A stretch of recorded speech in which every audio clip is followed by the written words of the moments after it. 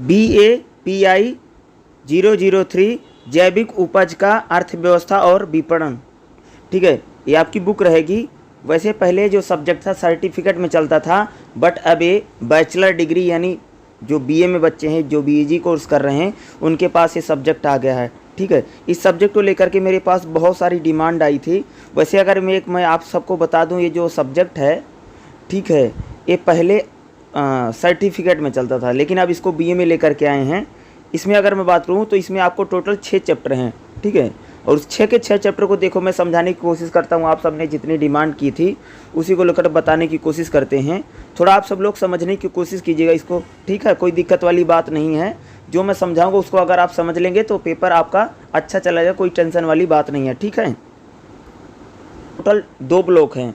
पहला जो ब्लॉक है उसमें 2 चैप्टर हैं, और जो दूसरा ब्लॉक है उसमें 4 चैप्टर हैं, यानी टोटल 6 चैप्टर इस बुक में आपके दिए गए हैं। ठीक है, तो क्या है, लाभ लागत अनुपात और रहित प्रणाली की लागत क्या होती है। सबसे पहले लाभ लागत की हम बात करेंगे, आखिर ये लाभ लागत क्या होती है। ठीक है, उसके बाद जो दूसरा इसमें क्वेश्चन है वो पूछा गया है, जैविक अर्थव्यवस्था या जैविक खेती क्या होती है। ठीक है, एक तो पारंपरिक खेती होती है, दूसरा होता है जैविक खेती। ठीक है, इसके बारे में बात करें। उसके बाद इसमें जो तीसरा जो एक क्वेश्चन दिया गया है कि विभिन्न फसलों का केस अध्ययन कैसे किया जाए। विभिन्न फसल मतलब जैसे अनाज है, उसका हम केस स्टडी कैसे करें, या जो तिलहन फसलें होती है, जो उसका, या जो अन्य फसलें होती हैं उनका केस स्टडी किस प्रकार से किया जाए। ठीक है, दिया गया है लाभ लागत अनुपात। देखो क्या करें, लाभ लागत अनुपात BCR का विश्लेषण खेती के अर्थतंत्र के लिए किसानों द्वारा व्यवहार में लाया गया सबसे महत्वपूर्ण साधन है। लाभ लागत का मतलब ये होता है कि जो इसका एक अनुपात निकालते, परसेंटेज निकाली जाती है कि जैसे आप खेती करते हैं भाई, जैसे मान लो भाई खेती हुई, तो खेती में आपका जो लागत है, जैसे मान लो कि मेरे पास एक खेत है, बोलो हाँ, ठीक है, और उसमें मैंने मान लो भैया कि मैंने 2 किलो गेहूँ था मेरे पास, 2 किलो गेहूँ मैं ख़रीद के लाया हूँ, 2 किलो। उसके बाद जैसे उसमें जुताई है, बुआई है, उसमें फसल है, यानी जो पानी वानी सींचा जाएगा उसका जो क्या है लागत है, यानी लागत यानी जो मैं पैसे लगा रहा हूँ, जैसे उसमें मैं बीज लगा रहा हूँ, उसकी सिंचाई कर रहा हूँ, उस खेत की जुताई कर रहा हूँ, क्या है, ये सारी लागत है। और जब फसल हो जाती है, जब मान लो फसल पक गई, फसल को मैं ले आया और फसल को बेचा, फिर मैं भाई परसेंटेज निकालूंगा कि जितना मैंने पैसा लगाया था, जितना मुझे प्रॉफिट हुआ है, आखिर कितना प्रॉफिट हुआ भी या नहीं हुआ, इसी की बात करते हैं। देखो, यह फसल के उपज यानी खर्च निवेश को घटा करके निवेश की लागत को शुद्ध मूल्यांकन करता है। देखो क्या होता है कि लाभ लागत अनुपात का मतलब ये होता है कि जैसे मान लो कोई एक किसान है, ठीक है, और उस किसान ने अपने खेत में खेती की, ठीक है, खेती हो गई और फसल कट गई। फसल कटने के बाद जब उसके घर आई, ठीक है, मान लीजिए उसने उस फसल को बेच दिया, ठीक है, मान लीजिए फसल से उसको 500 रुपये का मुनाफा हुआ है। कितना? मान लीजिए पूरी फसल जो 500 रुपये में गई है, ठीक है। अब मान लीजिए जो किसान है उस फसल को लगाने में या उस फसल को बोने में, उस फसल की निराई में, कटाई में, गुड़ाई में, या जो भी जितनी लागत आई, उस लागत को क्या कर दिया जाता है, जितना में फसल बेची गई उसको घटा करके फिर उसमें क्या देखा जाता है, लाभ देखा जाता है, यानी कितना प्रॉफिट हुआ है। क्या है? प्रॉफिट। उसी को क्या बोला जाता है? लाभ लागत अनुपात।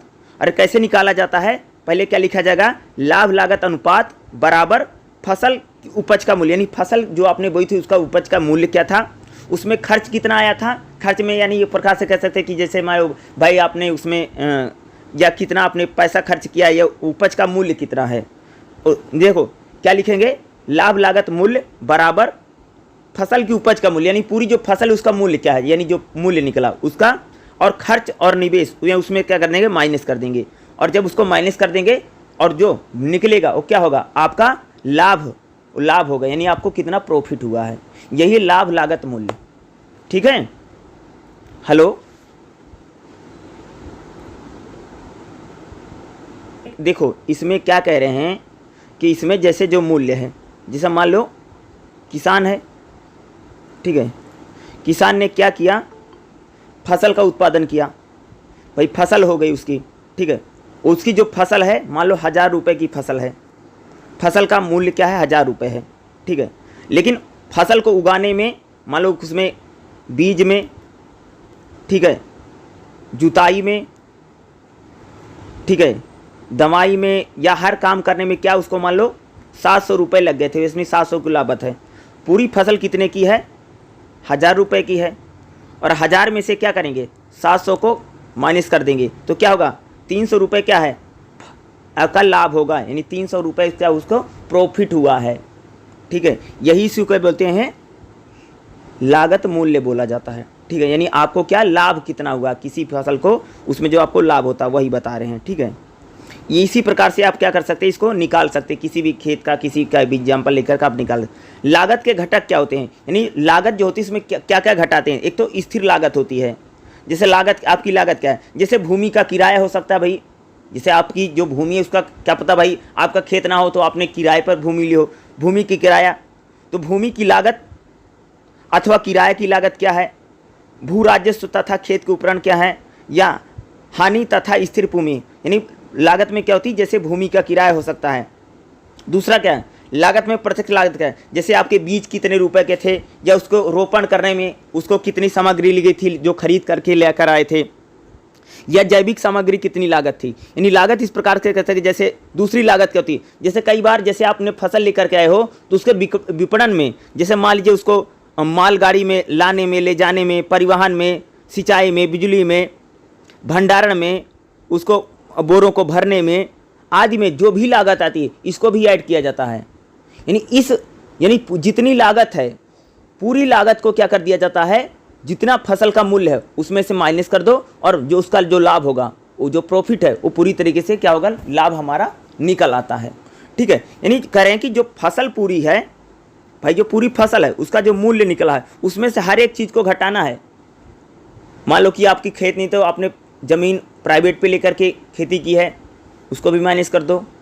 बीज खरीद के लाए थे उसको भी माइनस कर दो, ठीक है। दूसरा, माल भाड़ा किसी को दिया है उसको माइनस कर दो। बिजली लगी है, सिंचाई की है, उसको भी माइनस कर दो। भंडारण करने में कुछ चला था उसको भी माइनस कर दो। या बोरा जो उसमें जो कट्टे में भरे थे, बोरे में भरे थे, उसका जो मूल्य है उसको माइनस कर दो। उसमें अगर कोई मजदूर लगा रखा था तो मजदूरी भी माइनस कर दो। और ये सारा जब माइनस कर दोगे मूल्य में से क्या होगा, आपका लाभ निकल आएगा, ठीक है। यानी आपकी जो लागत है, लागत क्या कहोगे, जैसे बीज की लागत है यदि खरीदे गए तो इसको माइनस करना पड़ेगा। जैसे जैविक उर्वरक हैं आदि की लागत है, इसको भी माइनस करना पड़ेगा। जैसे कीटनाशक है कोई, यानी आपको कोई दवाई वही खरीद कर ले आए थे, ये भी माइनस करना पड़ेगा। सिंचाई की लागत है, जैसे मान लो आपने भाई खेत को सींचा था तो उसमें कितना पैसा लगा था वो भी माइनस करना पड़ेगा। बैल की लागत, जैसे मान ले आपने बैल से जुताई कर रखी थी, इसको माइनस करना पड़ेगा।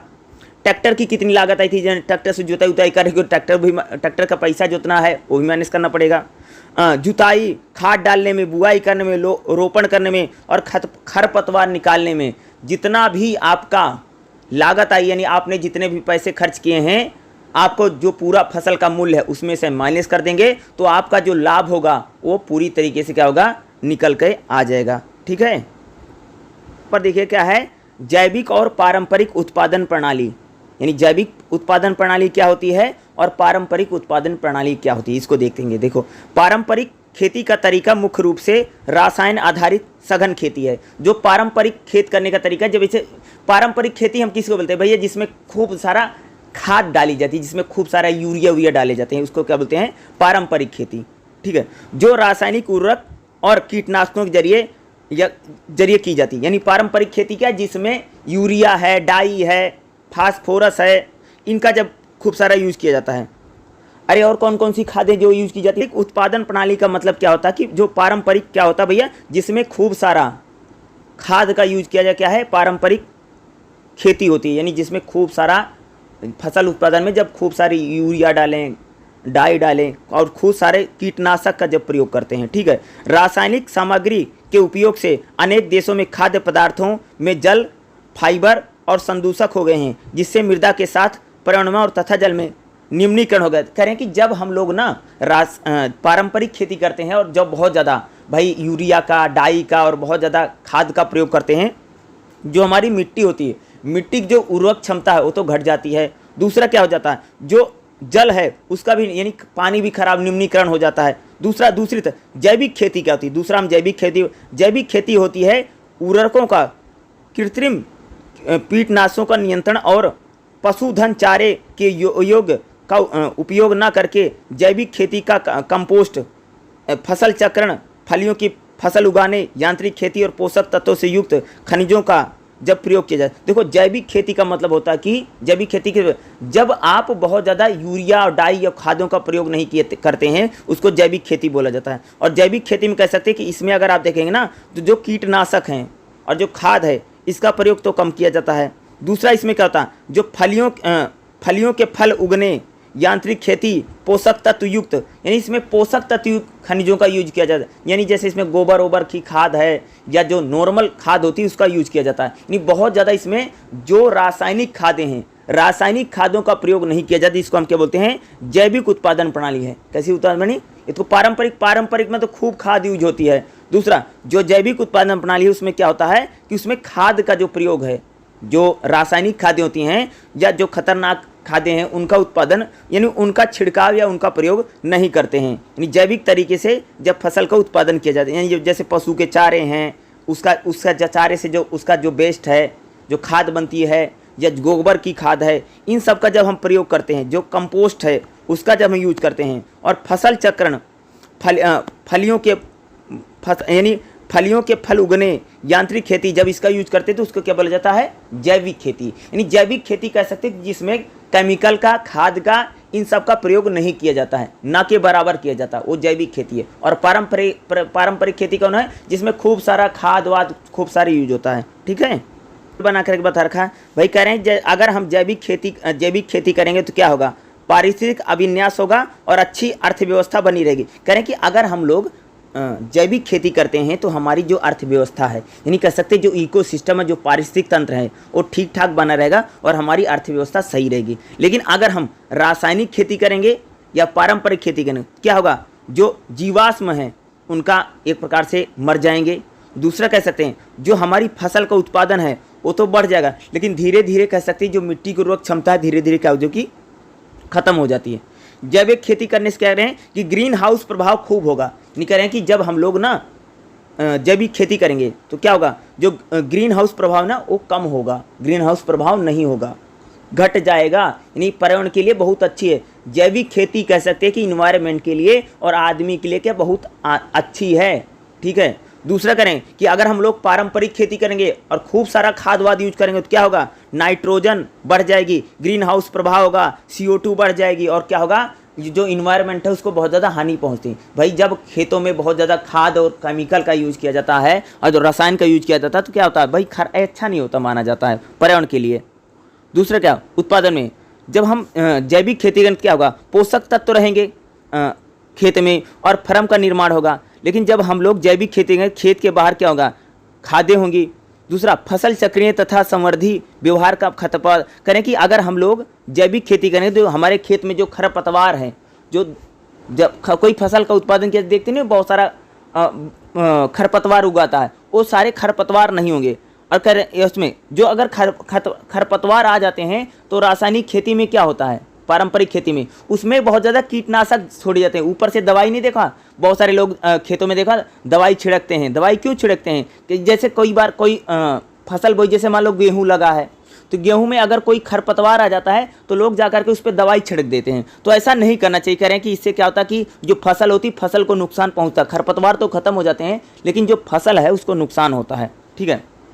जैव पीड़क नाशकों और जैव नियंत्रण फर्मों पर अत्यधिक पीड़क जीव नियंत्रण होता है। करें कि हमें अगर हम जैविक खेती करेंगे तो क्या होगा कि जो उसमें ऐसे जीव जो फसल के लिए अच्छे हैं वो रहेंगे। दूसरा रासायनिक पीड़क जीवों द्वारा पीड़क जीव नियंत्रण होगा। करें कि देखो जो रासायनिक खेती है या कह सकते जो पारंपरिक खेती है, वह उस पारंपरिक खेती में क्या होता है? एक प्रकार से हमारी खेती के हमारे फसलों को बहुत ज़्यादा नुकसान होता है खास तौर से। और जो जैविक खेती होती है वो इन्वायरमेंट के लिए अच्छी मानी जाती है, पर्यावरण के लिए अच्छी मानी जाती है। बल्कि जो रासायनिक खेती इंसान के भी केमिकल के लिए बहुत अच्छी नहीं मानी जाती है। आप सबने देखा ना, जब से भाई बहुत ज़्यादा खाद का यूज है, आज तुम लोग घरों में तुम सबको पता कि आज सब्जी बनाओ दाल बनाओ, उसमें कोई टेस्ट नहीं है, उसमें कोई स्वाद नहीं है। स्वाद क्यों नहीं है, उसमें टेस्ट क्यों नहीं? क्योंकि हम लोग बहुत ज़्यादा खाद का यूज करते हैं। कौन सा? रासायनिक खाद इतनी ज़्यादा यूज हो रही है कि आज हमारे खाने में पीने में हमारे खाने में जो स्वाद होता था वो स्वाद धीरे धीरे क्या चला जा रहा है, क्योंकि हम लोग क्या करते हैं भाई, बहुत ज़्यादा रासायनिक यूज करते हैं। अरे आज तो मैं तुमको बताऊं कि आज जो लोग दूध निकाल रहे हैं, जो दूधिया है जहाँ से हम दूध खरीद करके हम लोग लाते हैं, वो तो क्या है, गाय को सुई लगाता है और फिर दूध निकाल रहा है। क्या है, एक तो ज़बरदस्ती हो रही है। तो उसी प्रकार से खाने पीने की जो चीज़ें हैं उसमें भी क्या हो रहा, बहुत ज़्यादा केमिकल यूज हो रहा है। और केमिकल का यूज होने से अगर तुम लौकी खरीद के लाओ, गोभी खरीद के लाओ, कुछ भी सब्जी खरीद के लाओ, सब्जी वब्जी में कोई टेस्ट नहीं है, बस खाली लोग खा रहे हैं, उसमें दुनिया भर का तो टेस्ट नहीं बचा, तभी तो दुनिया भर के मसाले घरों में डाले जा रहे हैं। रीजन यही है ना कि उसमें भाई कोई टेस्ट स्वाद बचा नहीं। स्वाद क्यों नहीं बचा? क्योंकि हम लोग इतनी ज़्यादा रसायन का यूज करते हैं, इतनी ज़्यादा खादों का यूज करते हैं, केमिकल का यूज करते हैं कि वो धीरे धीरे उसमें जो पोषक तत्व तो नीचे वो बचे नहीं है, उसमें स्वाद ही नहीं है। और इसीलिए बोला जा रहा है कि हम अगर जैविक खेती की ओर जाएंगे तो जो हमारा जो फसल है वो नेचुरल रहेगी और उसमें कह सकते हैं कि टेस्ट बना रहेगा। और हमारे इन्वायरमेंट के लिए, पर्यावरण के लिए भी अच्छी है जैविक खेती, और मनुष्यों के लिए भी अच्छी है जैविक खेती। ठीक है, बल्कि जो रासायनिक खेती होती है ये बहुत हानिकारक होती है, हमारे लिए भी हानिकारक होती है और हमारे इन्वायरमेंट के लिए भी कह सकते हैं। रासायनिक खेती यानी जो बहुत ज़्यादा हम खादों का प्रयोग करते हैं ये उसके लिए भी हानिकारक होती है। ठीक है, विभिन्न फसलों के लिए केस अध्ययन। देखिएगा, विभिन्न संगठन जैसे कृषि विश्वविद्यालय धारवाड़ कर्नाटक और केंद्रीय कपास अनुसंधान, यानी जितने भी एग्रीकल्चर इंस्टीट्यूट हैं या जितनी भी एग्रीकल्चर यूनिवर्सिटियाँ हैं वो क्या करती हैं कि जो फसलें होती हैं उन फसलों को क्या करती हैं, अध्ययन करती हैं, स्टडी करती हैं। ठीक है, जैसे गुजरात में है क्या, जैविक खेती की अर्थव्यवस्था को व्यापक अध्ययन किया जा रहा है, जिसके परिणाम स्वरूप आपको समझने में बताया जा रहा। देखो एक चीज़ बताऊँ, हमारे देश में जो खेती हो रही है उस खेती का अध्ययन भी किया जाता है, स्टडी भी की जाती है भाई।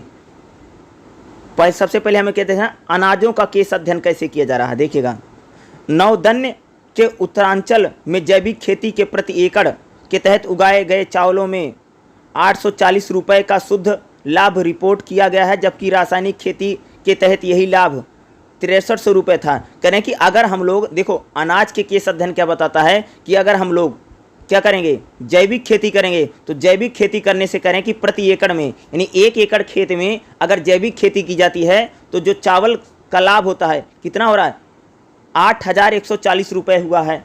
कितना हुआ है भाई, जैविक खेती करने से और चावल की खेती तो फायदा कितना हुआ, 8140 का हुआ है। लेकिन जब रासायनिक खेती गई है तो यही लाभ कितना था, 6300 रुपये का हो गया था। क्या है, जैविक खेती करने से क्या भैया फ़ायदा है। दूसरा क्या है, तिलहन का जो अध्ययन किया, जो हमारी तिलहन फसलें हैं, जैसे कह सकते हैं कि मैक्स एग्रोसेल इंडस्ट्री ने जैविक खेती के तहत तिल की खेती में 1.3.9 का लागत लाभ रिपोर्ट किया था। यानी कह रहे कि अगर हम जैविक खेती करते हैं तो जो हमारी तिलहन है, तिलहन फसलें हैं, उसमें क्या है, हमें लाभ देखने को मिलता है। यानी कह रहे हैं कि भाई अगर जैविक खेती की जाती है तो जो है हमारे खाद्य पदार्थ हों, चाहे तिलहन हो दलहन हो, उसमें हमें क्या ज़्यादा से ज़्यादा लाभ देखने को मिल रहा है। ठीक है, अन्य फसलों के उत्पादन में क्या हो रहा है, केस स्टडी में अगर हम जैविक खेती करते हैं, देखिएगा अन्य फसलों में जैसे कृषि विश्वविद्यालय धारवाड़ कर्नाटक ने भी ज्वार की जैविक खेती के संदर्भ में 1.36 का लागत रिपोर्ट अनुभव किया है। इसके अतिरिक्त उन्होंने कपास, मूंगफली आदि के तहत विभिन्न फसलों का आर्थिक विश्लेषण किया। यानी कहने कि अगर हम जैविक खेती करते हैं तो जैसे ज्वार है, बाजरा है, मक्का है या मूंगफली है, इनमें क्या होती कि हमें जो लाभ है जैविक खेती करने से, जो लाभ है हमें ज़्यादा रिपोर्टिंग की जाएगी कि अगर हम जैविक खेती करते हैं तो उससे लाभ जो प्रॉफिट है हमें ज़्यादा मिलता है। बल्कि अगर हम रासायनिक खेती करते हैं यानी खाद वाद खूब ज़्यादा यूज करते हैं तो इससे बहुत ज़्यादा भैया लाभ नहीं हो रहा। ठीक है, देखिए अगला जो पॉइंट है 1.6 में क्या बताया है, किसानों द्वारा जैविक खेती को अपनाना। देखो कह रहे हैं कि अधिकांश जो किसान हैं वो जिन्होंने अपने खेतों को पारंपरिक से जैविक खेती में बदला है, उन्हें निम्नलिखित परेशानी का सामना करना पड़ा। यानी जो लोग पहले भाई पारंपरिक यानी रासायनिक खेती करते थे, जब वो जैविक खेती करें तो उनको किस प्रकार की समस्या हो रही। पहली समस्या क्या है कि वह जैविक खेती का सिद्धांत नहीं जानते हैं, यानी उनको जैविक खेती करने का कुछ पता ही नहीं है। दूसरा क्या है, वह जैविक फर्म के रखरखाव के लिए अपनाए जाने वाले नियमों से अनजान है, यानी जैविक खेती करने के लिए कौन कौन से नियम है, कौन कौन से सिद्धांत है, क्या बातें करनी चाहिए, उनको पता ही नहीं है। दूसरा, उन्हें सुरक्षित कंपोस्टिंग और वार्मी कंपोस्टिंग की सीमित जानकारी, यानी कह सकते हैं जो कंपोस्ट है उसके बारे में उनको जानकारी, नॉलेज नहीं है। उन्हें पीड़क जीव और रोगों के नियंत्रण के लिए सामग्री तैयार करने के विषय में जानकारी सीमित है, यानी कह सकते हैं कि जो जीव होते हैं खास तौर से फसलों को बहुत ज़्यादा नुकसान पहुंचाते हैं, उनको कैसे नियंत्रण किया जाए, उनको कैसे कंट्रोल किया जाए, किसानों को इस बारे में जानकारी नहीं है। ये सभी सीमाएं भी जैविक प्रणाली के तहत उपज की लागत लाभ को निर्धारण करने में भूमिका निभा कह रहे हैं कि जो किसान है, वह जो फार्मर है, जो लोग जैविक खेती कर रहे हैं, उन्हें जैविक खेती करने के बारे में बहुत कम जानकारी है, बहुत कम नॉलेज है, उनके पास जो जानकारी उनके पास बहुत सीमित है। ठीक है, देखो आज के जो हमारी सरकारें हैं वो किस पर बढ़ावा दे रही हैं भाई, इस पर बढ़ावा मिला कि ज़्यादा से ज़्यादा जैविक खेती की जाए, क्योंकि जैविक खेती करने से क्या है, इन्वायरमेंट को भी हानि नहीं पहुंचती, लाभ होता है। दूसरा, मनुष्यों के लिए भी क्या है, जैविक खेती बहुत ज़्यादा लाभदायक हो सकती है। ठीक है, जैविक खेती अच्छी है, क्योंकि हम जितना केमिकल का यूज करेंगे, जितना रसायन का यूज करेंगे, वह हमारे शरीर के लिए भी हानिकारक है और इन्वायरमेंट के लिए भी क्या हानिकारक है। ठीक है, अगला चैप्टर क्या है, नेक्स्ट चैप्टर क्या है, सरकारी योजनाएं और वित्तीय संसाधन। इसमें खास तौर से कह सकते हैं खेती करने के लिए जो हमारी सरकार की योजनाएं हैं, वो कौन कौन सी योजनाएं हैं जिसके जरिए जो किसान है, जो खेती करता, उसको किस प्रकार से सरकार सपोर्ट करे, किस प्रकार उसकी मदद करे, आर्थिक प्रकार से मदद करे। आप सबको पता हो ना कि भाई जो किसान है, किसानों को सरकार कई तरह से मदद करती है ना, चाहे हमारी भारत सरकार है या जो हमारी राज्य सरकारें हैं, ये इनके जो अलग अलग डिपार्टमेंट हो, किसानों को किस प्रकार से मदद कर रहे हैं खेती करने में, तो उसको हम देखेंगे। तो सबसे पहले इसमें देखना 2.3 में भारत सरकार के कृषि मंत्रालय की के ये भारत सरकार का जो कृषि मंत्रालय है वो कौन कौन सी योजनाएं चला है जिसके जरिए किसानों की मदद की जा रही है, हेल्प की जा रही है और उनको एक प्रकार से आर्थिक सहायता प्रदान की जाती है। ठीक है, देखेंगे 2.4 में क्या है, राष्ट्रीय उद्यानिकी मिशन के तहत जैविक खेती, यानी जो राष्ट्रीय जैसे उद्यानिकी है जिसके तहत कह रहे हैं कि भाई जैविक खेती ज़्यादा से ज़्यादा की जाए, उसके लिए बढ़ावा दिया जा रहा है। अगला क्या है 2.5 में क्या है, उत्तर पूर्वी राज्यों में उद्यानिकी के तहत समकालित विकास प्रौद्योगिकी मिशन के तहत जैविक खेती में साथ है। देखो अगर मैं बात करूँ जो हमारे पूर्वोत्तर के राज्य हैं, पूर्वोत्तर राज्य जैसे असम है, नागालैंड है, मणिपुर है, मिजोरम है, त्रिपुरा है, जो हमारे ये नॉर्थ ईस्ट के राज्य हैं, पूर्वोत्तर के राज्य हैं, यहाँ पर ज़्यादा से ज़्यादा क्या की जा रही है, जैविक खेती की जा रही है। जैसे अगर मैं नागालैंड की बात करूँ, मणिपुर है, मेघालय है, असम है, त्रिपुरा है, यहाँ पर जैविक खेती को ज़्यादा से ज़्यादा बढ़ावा दिया जा रहा है, उसकी हम थोड़ी सी चर्चा करेंगे। ठीक है, यानी कह सकते हैं कि हमारी जो सरकार है वह किसानों को किस प्रकार से आर्थिक सहायता प्रदान कर रही है, या गवर्नमेंट के जरिए ऐसे कौन कौन से प्रयास किए जा रहे हैं ताकि जो किसान, जो फार्मर है, वह रासायनिक खेती छोड़ करके या पारंपरिक खेती छोड़ करके, यानी जो बहुत ज़्यादा दवाइयों का, कीटनाशकों का प्रयोग करता है, उस खेती से हट करके वह जैविक खेती करें। सरकार किस प्रकार से प्रयास कर रही है, या कह सकते जो कृषि मंत्रालय उसके किस प्रकार से प्रयास हैं, इन चीज़ों को देखते हैं। ठीक है, 2.3 में क्या है, भारत सरकार के कृषि मंत्रालय की योजनाएं। देखो कृषि मंत्रालय ने अक्टूबर 2004 में, भैया जो हम भारत सरकार का जो कृषि मंत्रालय है उसने कब 2004 में जैविक खेती उत्पादन के लिए बाजार विकास के लिए केंद्रीय योजना बनाई थी। कह सकते कि जब हमारे देश में मनमोहन सिंह की सरकार आती है, या कह सकते 2004 में, 2004 की जो सरकार है हमारी जो केंद्रीय सरकार थी क्या करती थी, वो जैविक खेती के लिए या जैविक खेती ज़्यादा से ज़्यादा की जाए इसके लिए क्या करती है, बाजार विकास के लिए केंद्रीय योजना लेकर के आती है जिसका नाम है जैविक खेती पर राष्ट्रीय परियोजना। क्या है, जैविक खेती पर राष्ट्रीय परियोजना एक कार्यक्रम है जिसके जरिए हमारे देश में जैविक खेती को बढ़ावा देने के लिए हमारी जो केंद्र सरकार है वो काम कर रही है, इसकी पृष्ठभूमि है। इस योजना के कौन कौन से घटक हैं, यानी क्या क्या हैं। पहला घटक क्या है, जैविक खेती में किसानों की क्षमता का विकास करना है, यानी जो किसान है उनकी क्षमता को बढ़ाना ताकि जो हमारे देश का फार्मर है वह ज़्यादा से ज़्यादा जैविक खेती करे। कह सकते हैं 2004 की जो केंद्र सरकार की योजना है। दूसरा क्या है, निम्न की इकाइयाँ उत्पादन में, यानी किसानों को क्या करना, सरकार क्या करेगी, वित्तीय सहायता प्रदान करेगी। किस किस में, कंपोस्ट इकाई में, जैविक उर्वरक इकाई में, वर्मी कल्चर में, कृषि संवर्धन में, सेवा प्रदान करने में, विपणन में क्या करेगी, सरकार किसानों की मदद करेगी या उनको ट्रेनिंग देगी। यानी कह रहे हैं कि भाई जो सरकार है वह किसानों को उनकी आर्थिक मदद करेगी, तथा अगर किसानों के जैविक खेती नहीं करनी आती है तो जैविक खेती करने के लिए किसानों को क्या करेगी, सरकार ट्रेनिंग देगी, ताकि जो किसान है वह ज़्यादा से ज़्यादा जैविक खेती की ओर आगे बढ़ें। अगला क्या है, किसानों विस्तार अधिकारियों क्षेत्र कार्यकर्ताओं के लिए जैविक खेती का प्रशिक्षण। देख रहे हैं कि जो किसान है उनको ट्रेनिंग कौन देगा, सरकार की तरफ से कई सारे अधिकारी होंगे जो भाई बताएंगे कि आपको जैविक खेती करनी है, कैसे करनी है, उसके बारे में सरकार जानकारी देगी। जैविक खाद का उत्पादन और गुणवत्ता नियंत्रण में, यानी सरकार क्या करेगी, जो जैविक खाद है उस जैविक खाद का ज़्यादा से ज़्यादा सरकार क्या करेगी, उत्पादन करेगी, ताकि जो किसान है वह रासायनिक खादों को छोड़ करके जैविक खाद का क्या करे, प्रयोग करे। कौन कौन से क्षेत्र रहेंगे, जैसे वर्मी कंपोस्ट और सिटी कंपोस्ट सहित जैविक सामग्री का यूज किया जाएगा। दूसरा, मॉडल जैविक फार्म, यानी कैसा मॉडल है, जैविक खेती ज़्यादा से ज़्यादा की जाए, इसको करने के लिए क्या करेगी, सरकार बढ़ावा देगी। दूसरा, बाजार को किस प्रकार से प्रोत्साहन देगी सरकार, देखो विभिन्न फसलों को उगाने के तरीके में जानकारी का प्रचार प्रसार तथा बाजार के विकास के लिए क्या करेगी, सरकार योजनाएं ले गए, ताकि लोग ज़्यादा से ज़्यादा जैविक खेती करें। और फसल के उगाने का जो तरीका है, भाई अगर कोई फसल है उसको कैसे बोया जाएगा, कैसे उगाया जाएगा, इसके बारे में क्या करेगी, सरकार इसका प्रचार प्रसार करेगी और एक बाजार बनाएगी। दूसरा, नए तरीकों से विकास करेगी, सरकार क्या करेगी, नए नए तरीके अपनाएगी जिसके जरिए विकास हो सके। दूसरा, विश्वसनीय प्रौद्योगिकी, यानी ज़्यादा से ज़्यादा टेक्नोलॉजी यूज की जाएगी। जो समाचार पत्र हैं, जो पत्रिकाएं हैं, जो इलेक्ट्रॉनिक मीडिया, उसके जरिए क्या करेगी, सरकार ज़्यादा से ज़्यादा प्रचार करेगी, ताकि जो किसान है उनमें जागरूकता आए और जो फार्मर है वह रासायनिक खेती छोड़ करके, केमिकल की खेती छोड़ करके वह जैविक खेती की ओर क्या करें, आगे बढ़ें। ये सारा कौन करेगा, हमारी जो केंद्र सरकार है, ताकि जो फार्मर है, किसान है, वह रासायनिक खेती छोड़ करके जैविक खेती की ओर आगे बढ़े। सरकार इस प्रकार की जो केंद्र सरकार है योजना को लेकर के चल रही है। ठीक है, देखिए परियोजना को किसी मंत्रालय के तहत जैविक खेती को राष्ट्रीय केंद्र द्वारा क्रियान्वित किया जा रहा है। कहते हैं कि हमारा जो कृषि मंत्रालय है वह जैविक खेती के राष्ट्रीय क्रियान्वयन के लिए क्या कर रहा है, मदद कर रहा है, जिसका मुख्यालय दिल्ली में है, दिल्ली के निकट गाजियाबाद में है। ठीक है, जिसके 6 क्षेत्रीय केंद्र हैं, जैसे बेंगलुरु है, भुवनेश्वर है, हिसार है, जबलपुर है, इम्फाल है।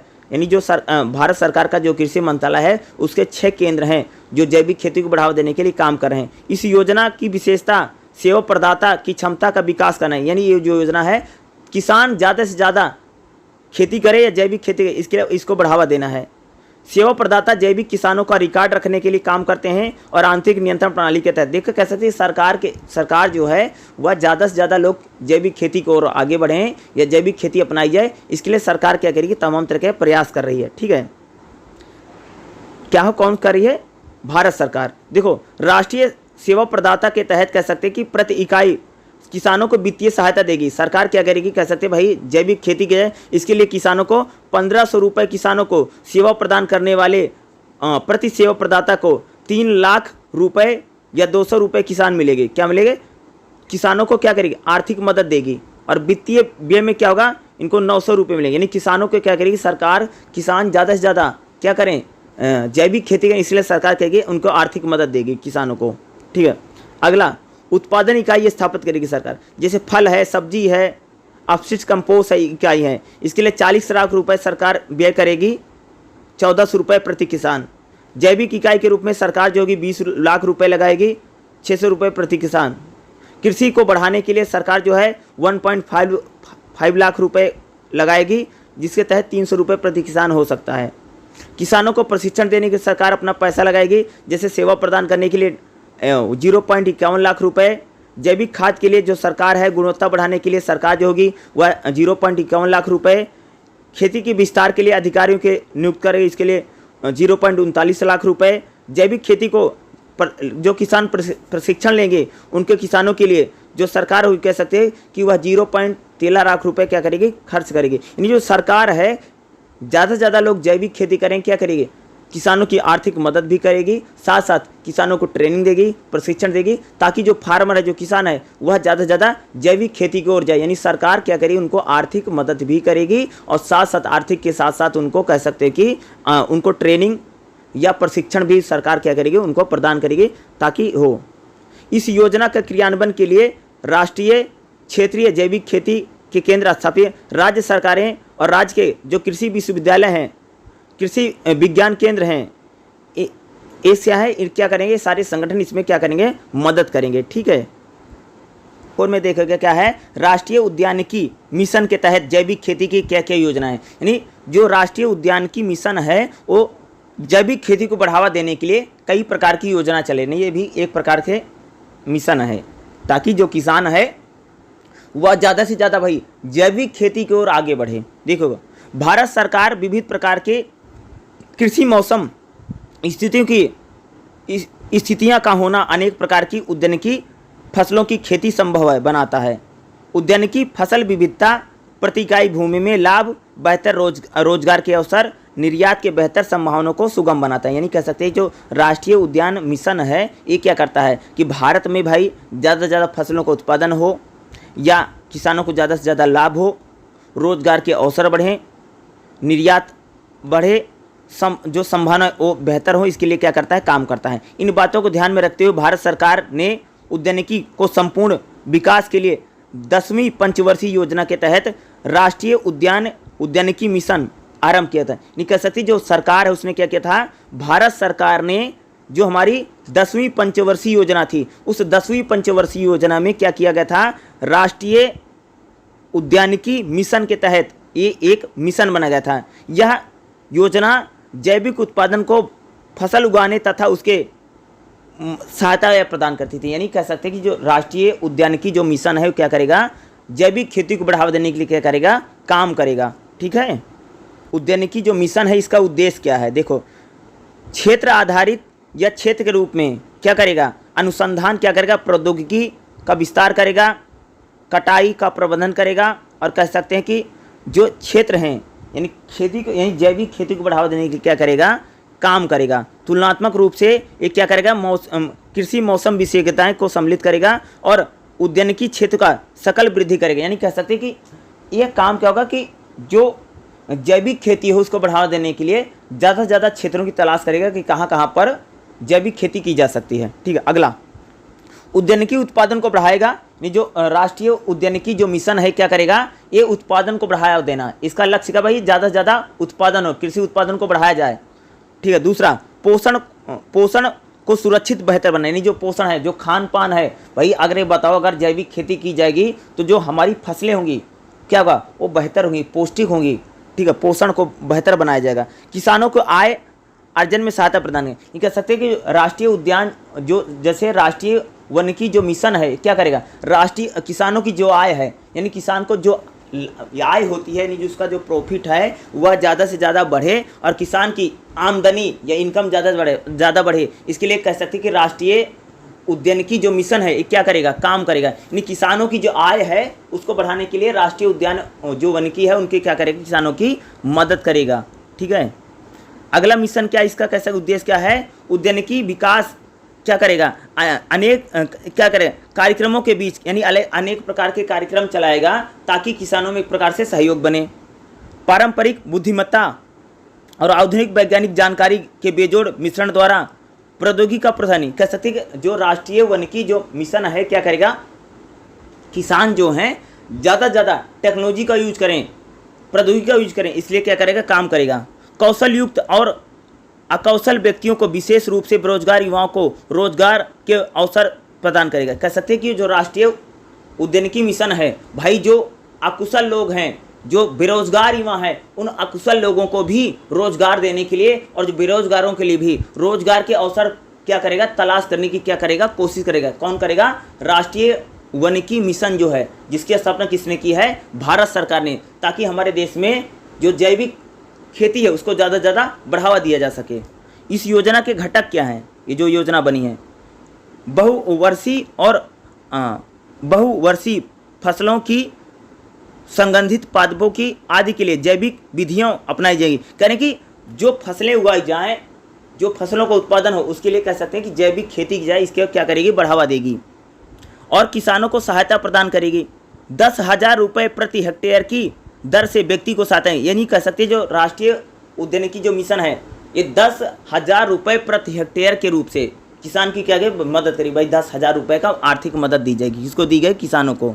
और इसकी सीमाएं प्रति लाभार्थी 4 हेक्टेयर के क्षेत्र तक रहेंगी। यानी कह सकते हैं कि हर लाभार्थी को अगर आपके पास 4 हेक्टेयर खेत है तो आपको 40,000 रुपये मिलेगा, हर हेक्टेयर का 10,000 रुपये मिलेगा, ताकि जैविक खेती को क्या बढ़ावा दिया जाए। ये क्या सरकार इनकी आर्थिक मदद करेगी, किसकी, किसानों की।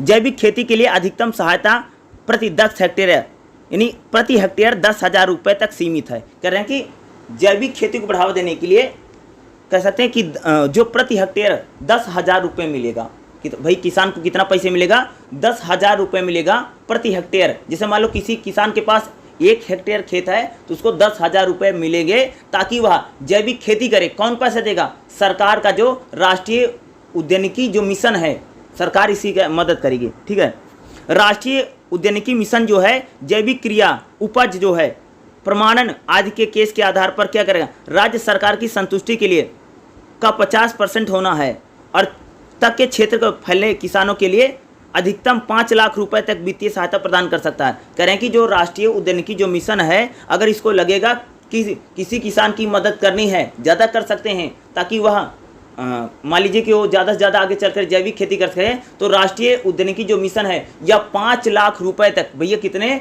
5 लाख रुपए तक भी किसानों की क्या कर सकता है, आर्थिक मदद कर सकता है। सभी किसानों की नहीं, अगर कोई विशेष किसान है जिसको बहुत ज़्यादा ज़रूरत है, या जो उसकी वहाँ की जो राज्य सरकार है, उस राज्य सरकार की मदद से क्या करेगा, राष्ट्रीय उद्यानिकी जो मिशन है क्या करेगा, 5 लाख रुपए तक की क्या कर सकता है, किसान की मदद कर सकता है, ताकि जो किसान जो फार्मर है वह जैविक खेती को कर सके। ठीक है, ये सारे क्या करेगा, इस योजना के घटक हैं, इस योजना को लेकर के आगे। इस योजना की योग्यता क्या है, योजना क्या है, राष्ट्रीय उद्यानिकी जो मिशन है इसको हमारे जो पूर्वोत्तर के राज्य हैं, उसके अलावा भारत के सभी राज्यों में और केंद्र शासित प्रदेशों में इसको लागू किया गया है। इस प्रकार की योजना भारत के सभी राज्यों में, केंद्र शासित प्रदेशों में लागू रहेगी, क्योंकि उत्तर पूर्वी राज्यों के पास उद्यानिकी के संकलित विकास के लिए पृथक प्रौद्योगिकी है। कहीं जो हमारे पूर्वोत्तर के राज्य खास से, जैसे अगर मैं बात करूँ, असम है, मेघालय है, त्रिपुरा है, मणिपुर और नागालैंड जो है, यहाँ पर देखो जैविक खेती हो रही है, लेकिन उत्तर भारत के जो अन्य जो देश हैं वहाँ पर नहीं होते। इसलिए पूरे देश में काम करेगी कि जैविक खेती को बढ़ावा मिले। यह एक केंद्र परियोजना है, यानी केंद्र सरकारी योजना है। इसमें भारत सरकार 10वीं पंचवर्षीय योजना के काल में राज्य मिशन के तहत 100% सहायता करेगी। यानी कह सकते हैं कि जो केंद्र सरकार है इसमें 100% क्या करेगी, किसी को बढ़ावा देने के लिए क्या करेगी, मदद करेगी। 11वीं पंचवर्षीय योजना के काल में सहायता 85% रहेगी और 15% अंशदान राज्य सरकार करेगा। देखो, शुरू में जब यह राष्ट्रीय उद्यानिकी मिशन जब आया था जैविक खेती को बढ़ावा देने के लिए, तो बोला गया था कि जो केंद्र सरकार है वह किसान की मदद 100% यानी जितना पैसा लगेगा केंद्र सरकार देगी। लेकिन जब 11वीं पंचवर्षीय योजना थी, केंद्र सरकार क्या कहती है, 85% जो पैसा होगा वह केंद्र सरकार देगी और 15% जो पैसा है वह राज्य सरकारें प्रदान करेंगी, देंगी, ताकि क्या हो सके भाई कि ज़्यादा से ज़्यादा जो जैविक खेती उसको बढ़ावा देने के लिए आर्थिक मदद कौन प्रदान करेगा, सरकार प्रदान करेगी। ठीक है, देखिए अगला जो पॉइंट है इसमें क्या 2.5 में देखेगा, उत्तर पूर्वी राज्यों में उद्यानिकी के समकलित विकास के लिए प्रौद्योगिकी मिशन के तहत जैविक खेती की सहायता करेगी। देखो, जो पूर्वोत्तर का जैसे सिक्किम है या जो हमारे पूर्वोत्तर के राज्य हैं, वहाँ पर भी जैविक खेती को बढ़ावा दिया जाए। जो राष्ट्रीय उद्यानिकी जो मिशन है ये भी क्या करेगा, वहाँ पर भी क्या करेगा भाई, जैविक खेती करने के लिए आर्थिक सहायता प्रदान करेगा और टेक्नोलॉजी भी देगा। ठीक है, टेक्नोलॉजी के रूप में मदद। ठीक है, कहाँ पर, जैसे सिक्किम में संपन्न लाने के लिए आजीविका के अवसर बढ़ाने के लिए भारत सरकार की उद्यानिकी संकलित विकास के लिए प्रौद्योगिकी मिशन आरंभ किया। यानी प्रौद्योगिकी यानी टेक्नोलॉजी प्रदान करेगा। पूर्वोत्तर में क्या प्रदान करेगा, टेक्नोलॉजी प्रदान की जाएगी। नई कड़ियों को पवित्र दृष्टिकोण द्वारा जोड़ करके उद्यानिकी विकास पर ध्यान दिया गया है। प्रौद्योगिकी मिशन के तहत कह सकते हैं कि प्रौद्योगिकी का मतलब एक प्रकार से टेक्नोलॉजी, जैसे भाई जैविक खेती को बढ़ावा देना है तो कौन कौन से यंत्रों का प्रयोग किया जाए, जो यंत्र हैं, जो टूल हैं, जो यंत्र होते हैं, तमाम तरह के जो यंत्र होते हैं उनको बढ़ावा देने के लिए क्या किया काम किया गया। और कहाँ पर, पूर्वोत्तर में, क्योंकि पूर्वोत्तर में अगर आप देखो तो क्या किया गया, अगर पूर्वोत्तर तो वहाँ पर देखो जैविक खेती हो रही है, लेकिन जैविक खेती ज़्यादा से ज़्यादा हो, सरकार क्या करेगी, वहाँ पर जो पूर्वोत्तर राज्य हैं वहाँ पर जैविक खेती को बढ़ावा देने के लिए ये सारे और भी काम करेगी वो, ताकि वहाँ पर ज़्यादा से ज़्यादा टेक्नोलॉजी आए। टेक्नोलॉजी के विकास से क्या होगा, वहाँ पर जो जैविक खेती उसको बढ़ावा मिलेगा। इस योजना के घटक क्या हैं, जैसे केंचुआ संवर्धन फर्म। जो आप सबको पता कि जो केंचुआ होता है वह धरती के नीचे बिल्कुल चला जाता है और पूरी धरती को क्या यानी मिट्टी को क्या कर देता है, चाल देता है, और इससे क्या होता है, जो उपजाऊ क्षमता है खेत की बहुत ज़्यादा बढ़ती है। केंचुआ जैविक खेती अपनाने के लिए धनराशि मिलेगी। ये पूर्वोत्तर के जो राज्य हैं वहाँ के जो किसान हैं, वहाँ के किसान भी जैविक खेती करें, इसके लिए क्या होगा भैया, 10,000 रुपये आर्थिक मदद मिलेगी, ठीक है, खेती करने के लिए। और जो केंचुआ संवर्धन जो फर्म होगा, इसके लिए 3,000 प्रति यूनिट बिजली में प्रति यूनिट मिलेगा। प्रमाणन प्राप्त करने के लिए सहायता जो मिलेगी। लागत का लगभग 90% किसानों की प्रत्येक समूह के लिए अधिकतम 5 लाख रुपए हो सकता है। यानी अगर पर्सनल कोई व्यक्ति होगा तो उसको कम मिलेगा, लेकिन कह सकते इंडिविजुअल अगर कोई व्यक्ति होगा तो उसको क्या होगा, लगभग कितना पैसा मिलेगा, 5 लाख रुपए की क्या की जाएगी, उसकी मदद की जाएगी, ठीक है। अयोग्यता क्या है, ये जो योजना है सिर्फ जो उत्तर पूर्वोत्तर के राज्य हैं, नॉर्थ ईस्ट के जो स्टेट हैं, वहाँ के जो किसान हैं, जो उद्यमी हैं, उनको ही इस प्रकार की योजना का क्या होगा, लाभ मिलेगा, ठीक है। ब्लॉक नंबर 2 आ गया है। ब्लॉक नंबर फर्स्ट में 2 ही चैप्टर थे, देखिए अब ये है ब्लॉक नंबर 2, ठीक है। अगर आप ब्लॉक नंबर 2 को देखेंगे, यहाँ पर कितने चैप्टर दिए हैं, टोटल 4 चैप्टर हैं, ठीक है।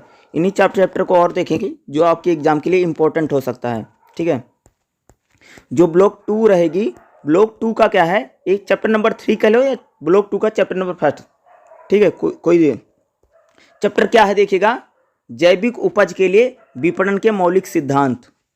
सबसे पहले क्या है, बाजार अवधारणा वर्गीकरण, यानी बाजार की क्या अवधारणा है और उसका बाजार को किस प्रकार से बांटा जा सकता है।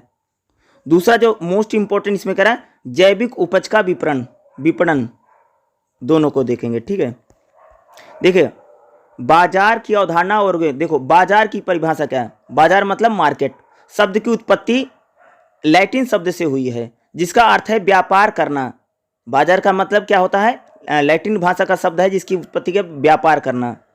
इसे विभिन्न तरीकों से परिभाषित किया जा सकता है, यानी बाजार को हम क्या भाई कई सारे तरीके पर कई से परिभाषित कर सकते हैं, लेकिन सामान्य रूप से बाजार वह स्थान है जहाँ पर खरीदार और विक्रेता परस्पर मिलते हैं। करें कि भाई बाजार एक ऐसी जगह पर होती है जहाँ पर बेचने वाला और जहाँ पर खरीदने वाला, जहाँ पर दोनों लोग मिलते हैं, उसको हम क्या बोलते हैं, बाजार बोलते हैं। खरीदार और विक्रेता मिलकर के कार्य करते हैं, यानी बाजार जो होता है दो लोगों से मिलकर बनता है, जहाँ पर लोग खरीदार भी है और जहाँ पर बेचने वाला भी होता है, दोनों को मिलकर के बनता है। वस्तुओं और सेवाओं को बिक्री के लिए रखा जाता है, यानी वहाँ पर जो वस्तुएं होती हैं, जो सेवाएं होती है, उनको बिक्री के लिए रखा जाता है। और वस्तुओं के स्वामित्व का हस्तांतरण होता है, यानी जो वस्तुओं का जो मालिकाना हक है। जैसे मान लो मेरे पास कोई वस्तु है, ठीक है, मैं बाजार में ले गया तो उसका क्या, उसका तो मालिक मैं हूँ, लेकिन बाद में करूँगा मैं पैसे लेकर के क्या करूँगा, जो मेरा मालिकाना हक उस वस्तु पर मैं किसी दूसरे व्यक्ति को दे दूंगा। ये क्या होता है, बाजार में ही होता है। बाजार प्राथमिक रूप से आर्थिक संस्थान होते हैं, यानी बाजार का एक प्रकार से आर्थिक गतिविधि जहाँ पर होती है, क्या होती है बाजार में भाई, तो आर्थिक गतिविधियाँ होती है ना। इन्हीं संस्थानों के द्वारा मांग और आपूर्ति के बल पर समायोजित होते हैं और उपज का मूल्यांकन होता है।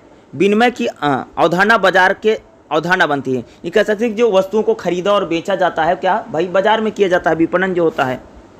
देखिए विपणन एक सामाजिक और प्रबंधकीय कार्य है। विपणन क्या होता है कि एक सामाजिक और मैनेजमेंट का काम है विपणन, ठीक है, प्रबंधकीय कार्य होता है, जिसके द्वारा व्यक्ति और समूह बाजार मूल्य चुकाकर अपनी आवश्यकता और सामग्री प्राप्त कर लेते हैं। करें कि जैसे व्यक्ति हो जो है और जो बाजार का समूह है वो क्या करता है, अपना मूल्य चुका करके, जो किसी वस्तु का जो मूल्य है उसको मूल्य चुका करके क्या करता है, आवश्यक सामग्री को प्राप्त कर लेता है। विपणन का मतलब क्या होता है कि विपणन एक ऐसी व्यवस्था है जिसमें क्या होता है कि जो व्यक्ति है या जो बाजार है, व्यक्ति भी और बाजार भी क्या करते हैं, मूल्य चुका करके, यानी किसी चीज़ का मूल्य चुका कर क्या करते हैं, अपनी आवश्यकता को पूरी कर लेते हैं, ठीक है। विपणन की यह परिभाषा निम्नलिखित मूल अवधारणाओं पर आधारित है।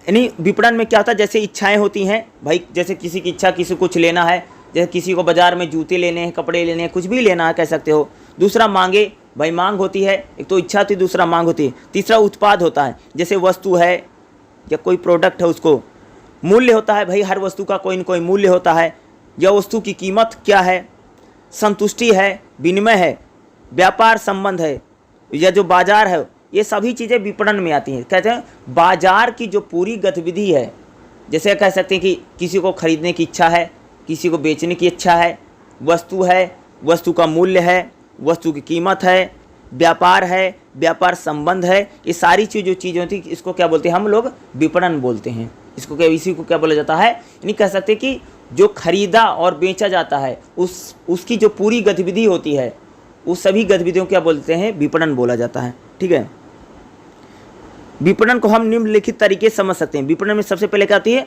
आवश्यकता या इच्छा होती है। जैसे मान लो किसी चीज़ की ज़रूरत है और मेरी इच्छा है किसी चीज़ को बेचने की, फिर क्या होगा? फिर उत्पाद होगा। बीच में क्या उत्पाद आता है? जैसे कोई वस्तु है, किसी को खरीदना हो, किसी को बेचना हो, फिर क्या होता है? उसका वस्तु का कोई न कोई भाई मूल्य होता है। कोई वस्तु है तो उसका कोई न कोई मूल्य होगा, फिर उसका विनिमय किया जाता है, उसको खरीदा और बेचा जाता है। फिर क्या, एक संबंध बनते हैं, फिर बाजार होता है। ये सारी कहते हैं विपणन की संबंध है। इसी प्रकार से विपणन ये कह सकते हैं कि जब किसी वस्तु को खरीदा और बेचा जाता है, और खरीदने और बेचने की ये जो पूरी प्रक्रिया होती है, उसी पूरी प्रक्रिया को हम क्या बोलते हैं? विपणन बोला जाता है। ठीक है, जैसे कि भाई कोई व्यक्ति है तो उसको जैसे किसी चीज़ को खरीदने की इच्छा है, और जो व्यक्ति बेच रहा है भाई उसकी क्या है? उसकी इच्छा है, उसके मांग है कि भाई मैं इतने में दूंगा, उतने में दूंगा, वो भी बेचना चाहता है। फिर क्या होगा? जो वस्तु होगी, वस्तु को खरीदा है, बेचा जाएगा, वस्तु के क्या है? वस्तु का कोई मूल्य होगा, फिर उसको विनिमय किया जाएगा, विनिमय या व्यापार होगा, फिर उसमें दोनों में क्या संबंध बनेंगे। यही पूरी जो प्रक्रिया होती है इसको क्या बोलते हैं? विपणन बोला जाता है। ठीक है, कह सकते हैं किसी वस्तु को बाजार में जब खरीदा और बेचा जाता है, और खरीदने और बेचने की जो पूरी प्रक्रिया होती है इसको हम क्या बोलते हैं? विपणन कहते हैं। ठीक है, बाजार का वर्गीकरण कैसे किया जाता है? बाजार कितने प्रकार के होते हैं भाई? बाजार देखो, बाजार विभिन्न प्रकार का होता है। पहला कौन सा बाजार है? पारिवारिक बाजार। ग्रामीण अर्थव्यवस्था के काल में ये बाजार प्रायः पाए जाते थे, लेकिन अब लुप्त हो गए। यानी कैसे? एक परिवार बाजार होता था प्राचीन काल में, इस प्रकार के मार्केट हो प्राचीन, अब इस समय नहीं होता। दूसरा स्थानीय बाजार, ये बाजार शहरी अर्थव्यवस्था के काल में पाए जाते थे। अब ये परिवहन और संचार के नवीनीकरण और विकास के कारण धीरे धीरे लुप्त हैं। यानी जो स्थानीय बाजार होता है, जो गाँव के आसपास जो मार्केट होता है ना, उसको हम क्या बोलते हैं? स्थानीय बाजार। अब धीरे धीरे कहें ये लुप्त हो रहे हैं। यद्यपि गाँव में स्थानीय बाजार अब भी पाए जाते हैं। जो आपका जो छोटा मोटा जो गाँव होता है ना, वहाँ पर स्थानीय बाजार जरूर होता है। भले ही गांव की जनसंख्या कम हो, लेकिन वहाँ पर होता है। इन बाज़ारों में स्थानीय रूप से विभिन्न प्रकार की स्थानों और विभिन्न नामों से जाना जाता है। उदाहरण के लिए जैसे असम, उत्तर प्रदेश में और बंगाल में इन बाज़ारों को हाट बोला जाता है, हाट या बाज़ार कहते हैं, या कहीं कहीं पर इनको मंडी कहा जाता है, या मंडी बोलते हैं इन स्थानीय बाज़ारों को। अगला होता है राष्ट्रीय बाज़ार। औद्योगिकरण के विकास में विस्तार ने राष्ट्रीय स्तर पर बाज़ारों को व्यापक कर दिया है। आजकल अधिकांश उत्पाद राष्ट्रीय बाजार में चले गए। यानी ज़्यादातर जो राष्ट्रीय बाजार है, नहीं जो बड़ी बड़ी मार्केट होती है, उसको हम क्या बोलते हैं? राष्ट्रीय बाजार। दूसरा क्या होता है? शहरी और ग्रामीण बाजार। स्थान के आधार पर बाजारों को शहरी और ग्रामीण बाजारों में बांटा जा सकता है। शहरी बाजार वह बाजार हैं जो शहरों के आसपास होते हैं, और ग्रामीण बाजार वह बाजार होते हैं जो गाँव के आसपास स्थित हैं, उनको बोलता है। विश्व बाजार और अंतर्राष्ट्रीय बाजार क्या होता है? यानी ये बाजार अंतर्राष्ट्रीय परिवहन संचार को करते हैं। यानी पूरी दुनिया में जो मार्केट चलता है उसको क्या बोलते हैं? अंतर्राष्ट्रीय बाजार या विश्व बाजार। ठीक है, जैविक उपज के लिए विश्व बाजार में अब तेजी आ रही है। यहाँ आयात के लिए विदेशी वस्तुएं आती हैं, और विदेशी वस्तुओं का मुद्रा तक पहुँच सुगम बनता है। विदेशी बाजार में उन्हें अन्य देशों के साथ व्यापार होता है। अगला, ये तो बाजार थे। अगला, व्यवसाय के आधार पर कौन कौन से बाजार होता है? जैसे खुदरा बाजार होता है। खुदरा यानी जिसमें रिटेल होता है भाई। ठीक है, खुदरा मार्केट होता नहीं, जिसमें खुदरा बाजार सीधे उपभोक्ता की आपूर्ति करते हैं, जिन्हें कम मात्राओं में वस्तुओं की आवश्यकता होती है। खुदरा बाजार, अरे खुदरा बाजार में हम उसको बोलते हैं ना कि खास तौर से जो रिटेल में जो लेकर के आते हैं, ठीक है, उसको बोलते हैं। खुदरा भंडार क्या होता है? कि जैसे अधिक मात्रा में सामग्री बेची जाती है, नियमित मांग होती है, संभावित कीमत पर होते हैं, बड़े बाजार विकसित किए जाते हैं। अगला है भंडारण खुदरा बाजार। यानी जब खुदरा बाजार क्या कर रहा है? भंडारण कर लेता है। जैसे सीधे बिक्री है, सीधे विपणन है, स्वचालित बाजार होता है। देखो, आप सबने सुना ना कि कोई जो मार्केट और बाजार होता है वहाँ पर थोक रेट में बिकता है, कहीं कहीं पर फुटकर बिकता है। थोक रेट मतलब समझते हो? थोक रेट विक्रेता सुनो ना कि भाई बाजार दो प्रकार के हैं। एक जगह तो कह सकते हैं कि जहाँ पर फुटकर मिलता है। अगर आप देखोगे तो छोटे मोटे सब्जी मंडी में जाओगे तो वहाँ पर क्या होगा कि आपको जो सब्जी मिलेगी वो 1 किलो 2 किलो 5 किलो इससे मिलेगी। कहीं कहीं पर बाजार में जो सब्जी मिलती है ना, बड़े बड़े साइज मिलती है भाई, कुंटल में बिकती है, इतने रुपया कुंटल है। क्या है, वहाँ पर थोक बाजार होता है। बाजार की यानी अगर देखो 2 प्रकार का बाजार, एक तो फुटकर बाजार होता है। जैसे हम अगर मैं फुटकर की बात करूं, जब हम किसी एक वस्तु को 2 वस्तु को खरीदते हैं, एक फुटकर बाजार होता है। दूसरा होता है थोक बाजार। थोक बाजार में क्या होता है कि जहां पर वस्तुओं को थोक रेट में लिया जाता है, बड़ी मात्रा में लिया जाता है और बेचने के लिए जाता है। ये 2 प्रकार के और बाजार होते हैं जो मैंने आपको बताया, थोक बाजार और खुदरा बाजार।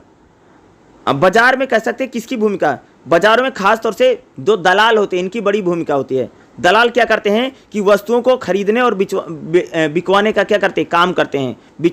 दलाल के पास वस्तु सूची नहीं होती है, लेकिन फिर भी वो अक्सर वित्तीय मसलों और जोखिम मूल्यांकन में सम्मिलित हो सकता है। दलाल क्या करता है, बाजार में किसी वस्तु को बेचने में और खरीदने में क्या करता है, मदद करता है। अगला क्या होते हैं, सरलीकरण। एक बिचौलिया जो वितरण प्रक्रिया में सहायता करता है, लेकिन न तो वस्तुओं का अधिकार लेता है, ना ही खरीदता है, बल्कि बिक्री में नहीं। क्या होता है, एक सरलीकरण क्या था, ये जो दलाल होते हैं ना तो ये वस्तु को खरीदते हैं, न तो ये वस्तु के स्वामी होते हैं, बल्कि क्या करते हैं, किसी भी चीज़ को बिकवाने में क्या करते हैं, मदद करता है। कौन करता है, दलाल करता है। तो अगला के व्यापारी होते हैं, एक बिचौलिया जो किसी उत्पाद को खरीदता है और उसकी बिक्री अधिकार कर लेता है, उसे पुनः बेचता है। ये जो इस प्रकार से जो बिचौलिया तो क्या करता है, व्यापारियों से चीज़ों खरीदता है और बाद में उन्हें भी जाले कर देता है। उत्पादक, कोई व्यक्ति अथवा कंपनी जो अपने अथवा बाजार के लिए वस्तु निर्मित करती है। कंपनी क्या होती है, उत्पादक क्या होता है, जो व्यक्ति बाजार के लिए उत्पादन करता है। कंपनी उत्पादक क्या है, यानी जो किसी चीज़ का उत्पादन करे, उत्पादक है। खुदरा व्यापारी, ऐसे व्यापारी जो वस्तुओं सेवाओं के सीधे उपभोक्ता को बेचते हैं। खुदरा व्यापारी कह सकते हैं कि जो यानी जो डायरेक्ट कस्टमर को बेचते खुदरा व्यापारी हैं। बिक्री एजेंट क्या होते हैं, एक प्रकार से बड़े बड़े एजेंट हैं जो खुदरा व्यापार करते हैं। ठीक है, उसी प्रकार से विपणन को समझना कैसे है, विपणन की प्रक्रिया को हम कैसे समझ सकते हैं, खास तौर से जैसे विपणन की प्रक्रिया कैसे। देखो, विपणन की प्रक्रिया में किसी बाजार में या कह सकते हैं किसी मार्केट में वस्तु को जो खरीदा जाता है और जो बेचा जाता है, और खरीदने और बेचने की जो पूरी प्रक्रिया है, इसी पूरी प्रक्रिया को बोला जाता है विपणन बोला जाता है। ठीक है, इसके जरिए हम विपणन को समझ सकते हैं।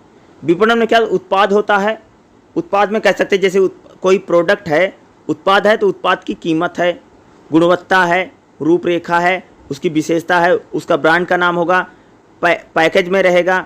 ठीक है, उसकी सेवा का होगी, गारंटी, उसका लाभ होगा विपणन में।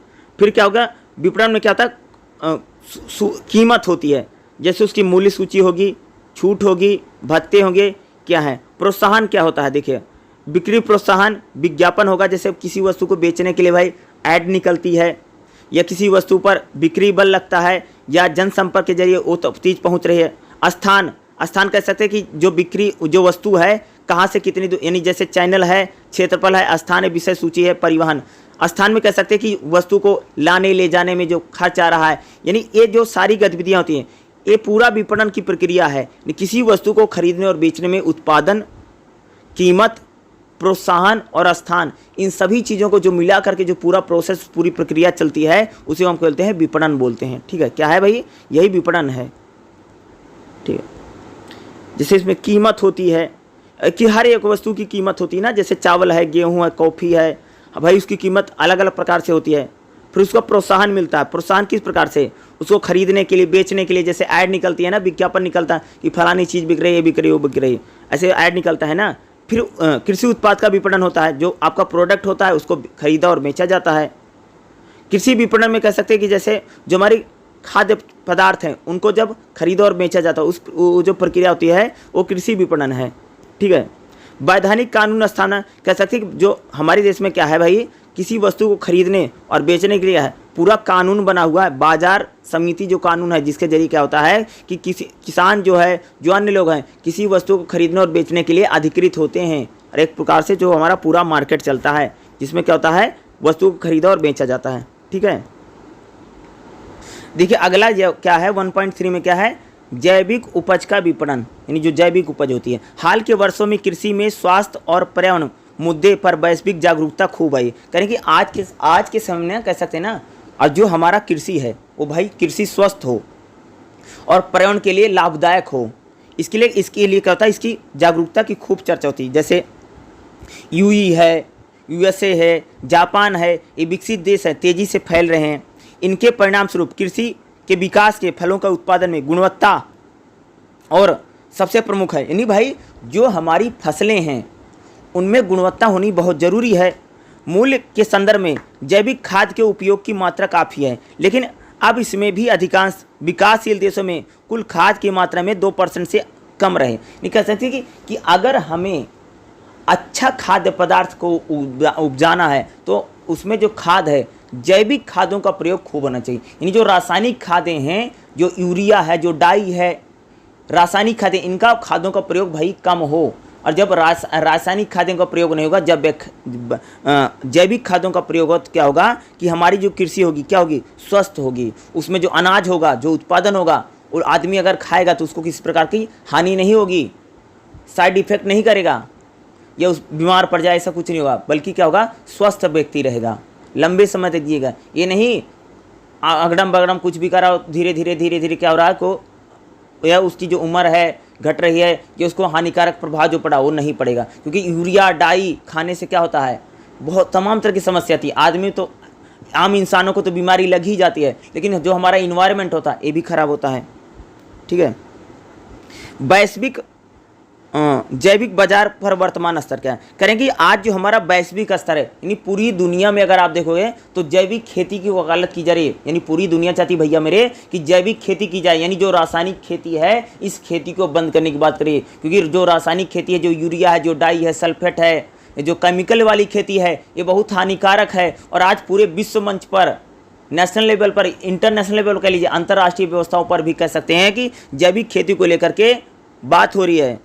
कह सकते हैं कि अगर मैं बात करूं तो 1997 में सिर्फ 12 अरब अमेरिकी डॉलर था और 2006 में 31 खरब अमेरिकी डॉलर हो गया है। जैविक उत्पादों में वार्षिक वृद्धि जो है 20 से 30% हो रही है। यानी अब जो पूरी दुनिया के देश हैं, कह सकते हो भैया जैविक खेती की ओर आगे बढ़ रहे हैं। यद्यपि विश्व भर में जैविक फसलों का उत्पादन बढ़ा है, यानी पूरी दुनिया में कह सकते हैं कि जैविक फसलों का उत्पादन तीव्र गति से और बहुत तेजी से बढ़ रहा है, कि ताकि जैविक फसलों का उत्पादन हो। ठीक है। वर्तमान में विश्व में औद्योगिकृत भागों में केंद्रीय रही है। उत्तरी अमेरिका तथा पश्चिमी यूरोप से अधिकांश वैश्विक आमदनी होती है, लेकिन अन्य क्षेत्रों में उपभोक्ता की दिलचस्पी बढ़ रही है। वैश्विक बाजार क्या, जैविक बाजार क्या है, कह सकते हैं जैविक बाजार कह सकते हैं सशक्त बाजार वृद्धि है, उष्णकटिबंधीय उत्पत्ति के जैविक उत्पादों को नियमित करता है, कीमत वृद्धि और उपभोक्ता व्यवहार है और वितरण चैनल। देखो कह रहा हूँ कि जो पूरी दुनिया है, अगर हम उसमें बात करें तो भाई इंटरनेशनल लेवल पर, अंतर्राष्ट्रीय व्यवस्थाओं में कह सकते हैं कि वो क्या हो रही है कि जैविक खेती को वकालत की है कि ज़्यादा से ज़्यादा जैविक खेती की जाए। क्योंकि रासायनिक खेती जो है, जो केमिकल वाली खेती है, या पूरी दुनिया के लिए हानिकारक है और हमारे इन्वायरमेंट, पर्यावरण को भी खूब सारा नुकसान पहुँचाती है। इसलिए कह सकते हैं कि पूरी दुनिया में, चाहे जर्मनी हो, चाहे जापान हो, चाहे यूरोप हो, चाहे चीन हो, चाहे भारत हो, सभी देशों में अगर आप प्रेजेंट टाइम में देखेंगे तो जैविक खेती को बढ़ावा देने के लिए वहाँ की जो सरकारें हैं क्या करें, काम करें। बल्कि अंतर्राष्ट्रीय लेवल पर भी कह सकते हैं कि जैविक खेती को बढ़ावा देने के लिए तमाम तरह के प्रयास किए जा रहे हैं, ताकि जैविक खेती क्या है भाई बेहद अच्छी है। अगर हम केमिकल वाली खेती करते रहेंगे, रासायनिक खेती करते रहेंगे, तो यह मानव जीव के लिए भी हानिकारक है और हमारे इन्वायरमेंट के लिए भी क्या हानिकारक है। इसलिए कह सकते हैं अंतर्राष्ट्रीय लेवल पर अगर आप देखेंगे तो जैविक खेती को बढ़ावा देने के लिए कई सारे प्रयास, यूनाइटेड नेशन की बात करें या अमेरिका, जितने भी बड़े बड़े देश हैं वो क्या है, जैविक खेती की ओर क्या कर रहे हैं, अग्रसर हो रहे हैं, और ख़ास तौर से एग्रीकल्चर सेक्टर में। ठीक है। दूसरा चैप्टर क्या है, जैविक उपज के लिए विपणन चैनल और संस्थाएं। क्या है, जैविक उपज के लिए विपणन चैनल और संस्थाएं कौन कौन सी, इसको देखेंगे। इसमें 2.2, 2.3 जो है ये थोड़ा इंपॉर्टेंट हो सकता है, उसी को हम लेकर के क्या करेंगे, बात करेंगे। ठीक है। ख़ास तौर से हम देखते हैं विपणन चैनल क्या होता है, ये थोड़ा इंपॉर्टेंट हो जाता है। विपणन चैनल देखिएगा, विपणन का अर्थ है कि बिक्री की व्यवस्था करना और बिक्री के लिए प्रदर्शन करना, बाजार में पहुंचना अथवा स्थान देना, बिक्री के लिए वस्तुओं को प्रस्तुत करना। आधुनिक विपणन व्यवसायिक क्रियाकलापों में एक गति, देखो विपणन का मतलब पता क्या होता है कि किसी वस्तु को बेचना, खरीदना, उसका प्रदर्शन करना, उसको बाजार तक पहुंचाना, ये सारा क्या है, विपणन में आता है। यानी किसी भी वस्तु को खरीदने और बेचने की जो जो प्रक्रिया से गुजरना पड़ता है उसको हम क्या बोलते हैं, विपणन बोलते हैं। ठीक है, बाजार का व्यापार तब होता है जब विक्रेता और क्रेता सफल मिलन हो। करें कि अगर देखो कह रहे हैं भाई किसी बाजार में, जैसे मान लो कोई बाजार है, किसी बाजार में जो खरीदने वाला है और जो बेचने वाला है, इन दोनों में जब सफल मिलन होता है तभी क्या होता है, कह सकते हैं कि बाजार तभी होता है। अधिकांश जो उत्पादक होते हैं अपने उत्पादों को सीधे उपभोक्ता को नहीं बेचते हैं। देखो कह रहे हैं कि ज़्यादातर जो लोग होते हैं, जैसे मान लो बहुत सारे किसान हैं, जैसे फसल उगाते हैं तो भाई डायरेक्ट जो खरीदने वाला उसको नहीं बेचते हैं, बल्कि क्या करते हैं, वो मंडी में जला करके बेचते हैं, किसी बड़े व्यापारी को बेचते हैं। कह रहे हैं कि ज़्यादातर जो लोग प्रोडक्ट को बनाते हैं, कह सकते हैं ज़्यादातर लोग जो खेती का उत्पादन करते हैं, जैसे एग्रीकल्चर सेक्टर हो, जैसे गेहूँ है, चावल है, करेंगे जो किसान गेहूं चावल को बड़ी मात्रा में उगाता है, वह जो खरीदने वाले लोग हैं उनको नहीं बेचता है, बल्कि क्या भाई मंडी में ले जा करके बेचता है। उनको डायरेक्ट थोड़ी बेचता है, बल्कि उस सीधे को उपभोक्ता को नहीं बेचते हैं। उत्पादों और उपभोक्ता के बीच में विपणन चलन पाया जाता है। करें कि जैसे मान लो, सुनो क्या होता है, जैसे मान लो किसान है, बोलो हाँ, उसने गेहूँ चावल की फसल उगाई है, बोलो हाँ, खूब सारा गेहूँ हुआ, खूब सारा चावल हुआ है। ठीक है, अब वो क्या करेगा, अब वो मंडी में ले जाएगा, क्या करेगा, अब वो मंडी में ले जाएगा, और अब क्या करेगा, मंडी में जो गेहूं चावल है मंडी में बेच देगा, बोलो हाँ। मंडी में जब वो गेहूं चावल बेचेगा, किसको बेचेगा, एक बहुत बड़े व्यापारी को बेचेगा। ठीक है, और वो व्यापारी क्या करेगा, गेहूं चावल को किसान से खरीद लेगा जिसने उत्पादन किया है। अब जो व्यापारी खरीदेगा वो क्या करेगा, अब वो छोटे छोटे जो व्यापारी होंगे, जो फुटकर व्यापारी होंगे, उनको बेच देगा, या थोक व्यापारी को देगा गेहूँ चावल पहले, और फिर वो फुटकर व्यापारी को जाएगा। जब फुटकर व्यापारी खरीदेंगे, छोटे छोटे व्यापारी खरीदेंगे, तो जो आम लोग होंगे, जो कॉमन मैन है, जो इसको ज़रूरत है खाने की गेहूं चावल की, वो लोग जा उससे खरीदेंगे। ये जो पूरी प्रक्रिया है, जो पूरा प्रोसेस है, इसको क्या बोलते हैं, विपणन चैनल। इसको क्या बोलते हैं, विपणन चैनल, इसको बोला जाता है। ठीक है, हेलो, चैनल बताया जा रहा है कि ये बताया जा रहा है कि जैसे मान लो भाई कहा जा रहा कि जो लोग उत्पादन करते हैं वो डायरेक्ट जो खरीदने वाले लोग उनको नहीं बेचते हैं। जैसे मान लो कि एग्जाम्पल थ्रू बताऊं कि जैसे मान लीजिए किसान है, किसान ने क्या किया, फसल का उत्पादन किया है, गेहूं चावल फसल का उत्पादन हुआ, किसान क्या करेगा, उस फसल को ले जा करके बाज़ार में बेचेगा। क्या करेगा, बाज़ार में बेचेगा। बाज़ार में कोई जो बनिया होगा, जो बड़ा व्यापारी, वो खरीद लेगा। जो बड़ा व्यापारी खरीदेगा ना किसान का जो गेहूँ चावल खरीदा हुआ, वो क्या करेगा, फिर उसको जा करके थोक व्यापारी को बेचेगा, जो बड़ी मात्रा में खरीदते थोक व्यापारी। फिर जो थोक व्यापारी होगा वो फुटकर व्यापारी होंगे, जो आम जो बेचते हैं, फुटकर व्यापारी को बेचेगा। और जब वो फुटकर व्यापारी के पास जाएगा तो उससे आम लोग जो होंगे, जो उसको जिनको खरीदना है, जो खाद उपभोक्ता है, जो उसको खरीद करके खाएगा पिएगा, वो खरीदेंगे। ये जो पूरी प्रक्रिया है, इसको क्या बोलते हैं, विपणन चैनल। नहीं कह सकते कि किसी भी वस्तु को खरीदने और बेचने की जो पूरी प्रक्रिया वो विपणन है। और विपणन चैनल कह सकते जो जिसने वस्तु को बनाया है, क्या करें, जिसने वस्तु का उत्पादन किया है, जब वह वस्तु जो उपभोक्ता है, जो खरीदार है, उसको नहीं बेचता है, बल्कि अन्य लोगों को बेचता है, और वो धीरे धीरे क्या जो खरीदने वाला उस तक पहुंचती है, इसको क्या बोलते हैं, विपणन चैनल बोला जाता है। ठीक है, वस्तुओं को एकत्र करने वाले कौन लोग होते हैं, कहने जैसे कोई उत्पाद है तो उसको वस्तुओं को कौन एकत्र करे, भैया जैसे दलाल होता है। दलाल क्या करते हैं, वस्तु जैसे आपको कोई चीज़ बेचनी है, मंडी में जाओगे तो जो दलाल होगा आपसे आपकी वस्तु बिकवाने में मदद करेगा, या अगर आप मंडी में गए तो आपको अगर कोई चीज़ खरीदनी है तो खरीदने और बेचने में कौन मदद करता है, कौन हेल्प करता है, बातचीत करवाने में जो दलाल होते हैं। ठीक है, जो दलाल एक प्रकार के व्यापारी होते थे। ठीक, और ये क्या करता है, मंडी में कोई किसी को अगर कुछ बेचना है और किसी कुछ खरीदना है तो ये नहीं कह सकते कि खरीदने और बेचने में बातचीत करने में इनकी बहुत मदद होती, इनकी दलालों की। अगला है उपभोक्ता सहकारिता। ऐसा खुदरा व्यापारी जिसका स्वामित्व और संचालन अंतिम उपभोक्ता द्वारा होता है, वह वस्तुओं को खरीदते हैं और प्राथमिक रूप से सदस्यों के बीच में। उपभोक्ता क्या होते हैं, यानी खुदरा व्यापारी होता कि जो क्या करता है कि वो जो थोक व्यापारी है उससे खरीदेगा और जा करके क्या जो आम लोग हैं उनमें बेचेगा, उसको होते हैं। डीलर क्या होते हैं, वह कंपनी या फर्म के उत्पादक होते हैं जो थोक अथवा खरीदी अथवा उनकी डीलर कहते हैं। जैसे मान लो कोई बड़ी कंपनी है, डीलर कहता है, देखो जो बड़ी कंपनी होती है, जैसे मान लो कोई उत्पादक है, उत्पादन करता है, वो किसको बेचता है, डीलर को बेचता है। फिर डीलर क्या करेंगे, थोक व्यापारी को बेचेगा, फिर थोक व्यापारी करेगा फुटकर व्यापारी को बेचेगा, फिर फुटकर व्यापारी क्या करेगा, उन चीज जो आम लोग हैं उनमें वो खरीदेंगे। ठीक है, वितरक क्या होता है? वितरक का मतलब कह सकते हैं या थोक विक्रेताओं के लिए होता है, या शब्द है।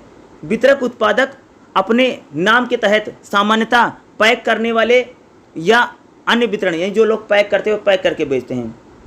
ठीक है। अगला स्थानीय खरीदार। स्थानीय खरीदार जो स्थानीय लोग होते हैं वो खरीदते हैं, जिसमें खुदरा व्यापारी के लिए शुल्क और कमीशन के आधार पर होते हैं। खुदरा व्यापारी कोई व्यापारी अथवा एजेंट जिसका कार्य सीधे अंतिम उपभोक्ता को बेचना होता है। खुदरा व्यापारी का मैं जो जा करके उपभोक्ता को बेचते हैं उसको बोलते हैं खुदरा व्यापारी। अगर मैं बोलूँ ना खुदरा व्यापारी किसको है, अरे जो हमारे जो जहाँ से हम लोग ना जो हमारे जनरल स्टोर हैं, जैसे दवाई के जो हमारा जनरल स्टोर है क्या है, एक प्रकार का खुदरा व्यापारी है। उसी प्रकार से हम जहाँ से हम लोग ना क्या खरीदते हैं, जैसे हमको जैसे मान लो हमको कुरकुरे लेना है, चिप्स लेना है, कोल्ड ड्रिंक लेना है, जहाँ से हम छोटी मोटी दुकान से नहीं खरीदते हैं, ये सारे क्या होता है, खुदरा व्यापारी होते हैं। खुदरा व्यापारी क्या कहते हैं, फुटकर विक्रेता जिसे बोलते हैं वही है, जिसे हम डायरेक्ट जा करके जैसे मान लीजिए मुझे नमकीन लेनी है, या मुझे कोई चिप्स लेना है, या मुझे कोल्ड ड्रिंक लेनी है, अगर मैं इनको जहाँ जिस दुकान से खरीदता हूँ ना वो खुदरा व्यापारी है, या जिसको हम कहते हैं फुटकर विक्रेता।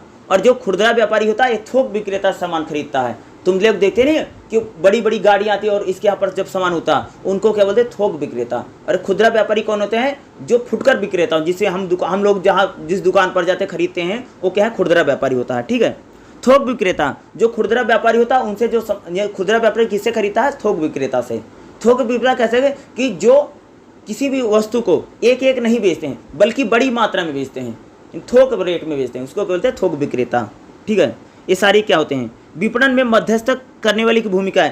यानी विपणन जो होता है यानी खरीदने और बेचने में क्या होता है कि कई सारे बिचौलिए होते हैं, कई सारे दलाल होते हैं जो वस्तुओं को खरीदने और बेचने में क्या करते हैं, उसकी मदद करते हैं। क्या करते हैं, वस्तुओं को खरीदना है या कैसे बेचा जाएगा उसमें मदद करते हैं। ठीक है। अगला जो देखेंगे, अगला जो इसमें नेक्स्ट है अगर आप देखेंगे वो इम्पोर्टेंट हो सकता है। चलिए नेक्स्ट देखते हैं। ठीक है।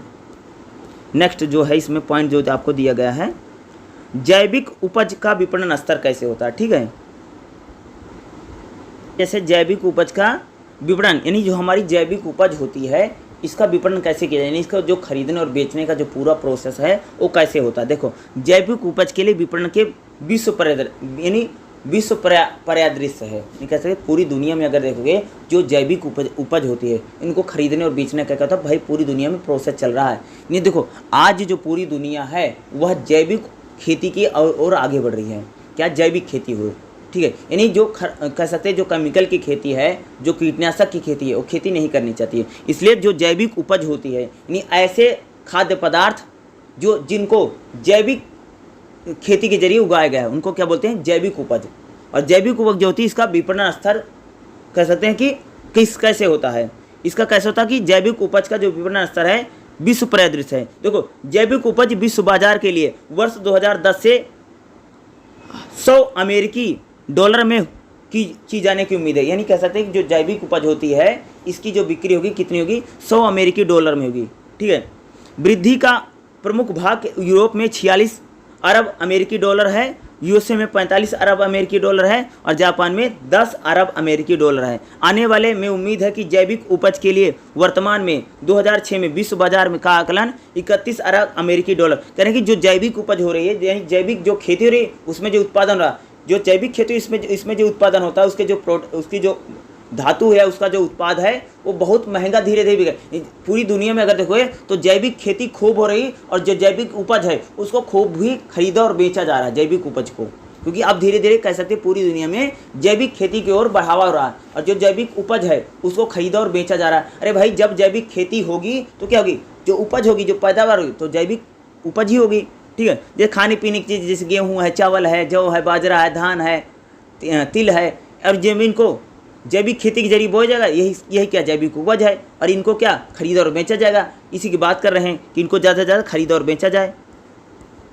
जैसे यहाँ पर ना बाजार के जैविक उपज की बढ़ती मांग करें कि आज के समय में जो बाजार है वहाँ पर जो जैविक उत्पाद हैं या जो जैविक प्रोडक्ट हैं उनकी मांग बहुत बढ़ी। यानी पूरी दुनिया में अगर आप देखोगे लोग उस प्रकार की चीज़ों खाने पीने का जो जैविक खेती के जरिए उगाया जा रहा है, यानी आजकल के लोग ना वो नहीं खाना पीना चाहते हैं जो केमिकल के जरिए उगाया जाता है। होता नहीं, आप सबने सुना है जैसे आम है, आम में वही क्या होता है वो पता नहीं कौन सा केमिकल डाल देते हैं, आम तुरंत पक जाता है। ऐसे देखो कि बहुत सारी सब्जियां हैं उसमें इंजेक्शन लगा देते हैं, दवाई छिड़क देते हैं, रातों रात सब्जी बड़ी हो जाती है। तो क्या है, लोग इस प्रकार के जो खाद्य पदार्थ हैं उसको खाना नहीं चाहते हैं, बल्कि जो नेचुरली हो रही है या जो जैविक खेती हो रही है उस जो खाद्य पदार्थ हैं उनकी मांग दुनिया में बहुत ज़्यादा है। क्योंकि लोग जहाँ पर यूरिया, डाई, केमिकल यूज करके जो वस्तुएं जो उत्पादन हो रहा है, लोग उससे धीरे धीरे पीछा छुड़ा रहे हैं, उसको नहीं खाना चाहते। क्योंकि उनको खाने से क्या होता है भाई, बहुत प्रकार की बीमारी होती है। और इसलिए लोग क्या है, जो जैविक खेती हो रही है, जहाँ पर कह सकते हैं खाद की जो गोबर की खाद है, जो नेचुरल रिसोर्स हैं उनके जरिए जो खेती, जैविक खेती कह सकते हैं कि जो हानिकारक खेती नहीं है, जिन पे हानिकारक केमिकल जो है उनका यूज नहीं होता है, उनको कहते हैं जैविक खेती। और जो कह सकते हैं जो रासायनिक खेती है उसमें क्या था, उनमें जो यूरिया है, डाई है, इस प्रकार की चीज़ों का खूब ज़्यादा प्रयोग होता है। और इससे कहते हैं वो जो फसल होती है उसके जो उत्पाद है उसमें जो बोया जाएगा वो खाने पर मनुष्य को भी हानि पहुंचती है, इन्वायरमेंट को भी हानि पहुंचती है। इसलिए कह सकते हैं पूरी दुनिया में जो जैविक उपज है, जो जैविक खेती के जरिए जिन चीज़ों का उत्पादन किया जा रहा है उनकी मांग पूरी दुनिया में बहुत तीव्र गति से बढ़ रही है। ठीक है, और धीरे धीरे इनका उत्पादन बढ़ रहा है और पूरी दुनिया अब सिर्फ जो जैविक खेती में जो उगाया जा रहा उसी को खाना क्या करें पसंद करती है, क्योंकि उसके लिए क्या है, बहुत ज़्यादा अच्छा है। ठीक है, जैविक उपज की बिक्री के लिए मांग का संचालन क्या है। देखो, जैविक उपज की जो मांग है क्यों बढ़ रही है, क्योंकि जैविक उपज में जो चीज़ें उसको खाने से क्या होता है, हमारा स्वास्थ्य अच्छा रहता है। दूसरा, हमारे जीवन शैली में आहार संतुलित रहता है, क्योंकि केमिकल वाला नहीं खाते हैं। ठीक है, अगला, हम लोग प्रतिस्पर्धा कर सकते हैं, क्या हम लोग, हमारा जो हेल्थ रहेगी काफ़ी अच्छी रहेगी, जैविक उत्पाद खाएंगे। आमदनी और उपभोक्ता के बीच में, स्तर के बीच में सीधा संबंध है। उदाहरण के लिए नीदरलैंड, जर्मनी, ऑस्ट्रिया जैसे देशों में प्रति व्यक्ति अपेक्षाकृत अधिक है। इन देशों में काफ़ी अधिक है। काफ़ी का उत्पादन आमदनी के, कह सकते हैं कि देखोगे जब जैविक जो उत्पाद है उनको खाया जाएगा तो क्या होगा, इनसे क्या, लोगों की जो प्रति व्यक्ति आय है वो बढ़ेगी, और दूसरा क्या होगा, लोगों की जो दिनचर्या वो भी अच्छी रहेगी।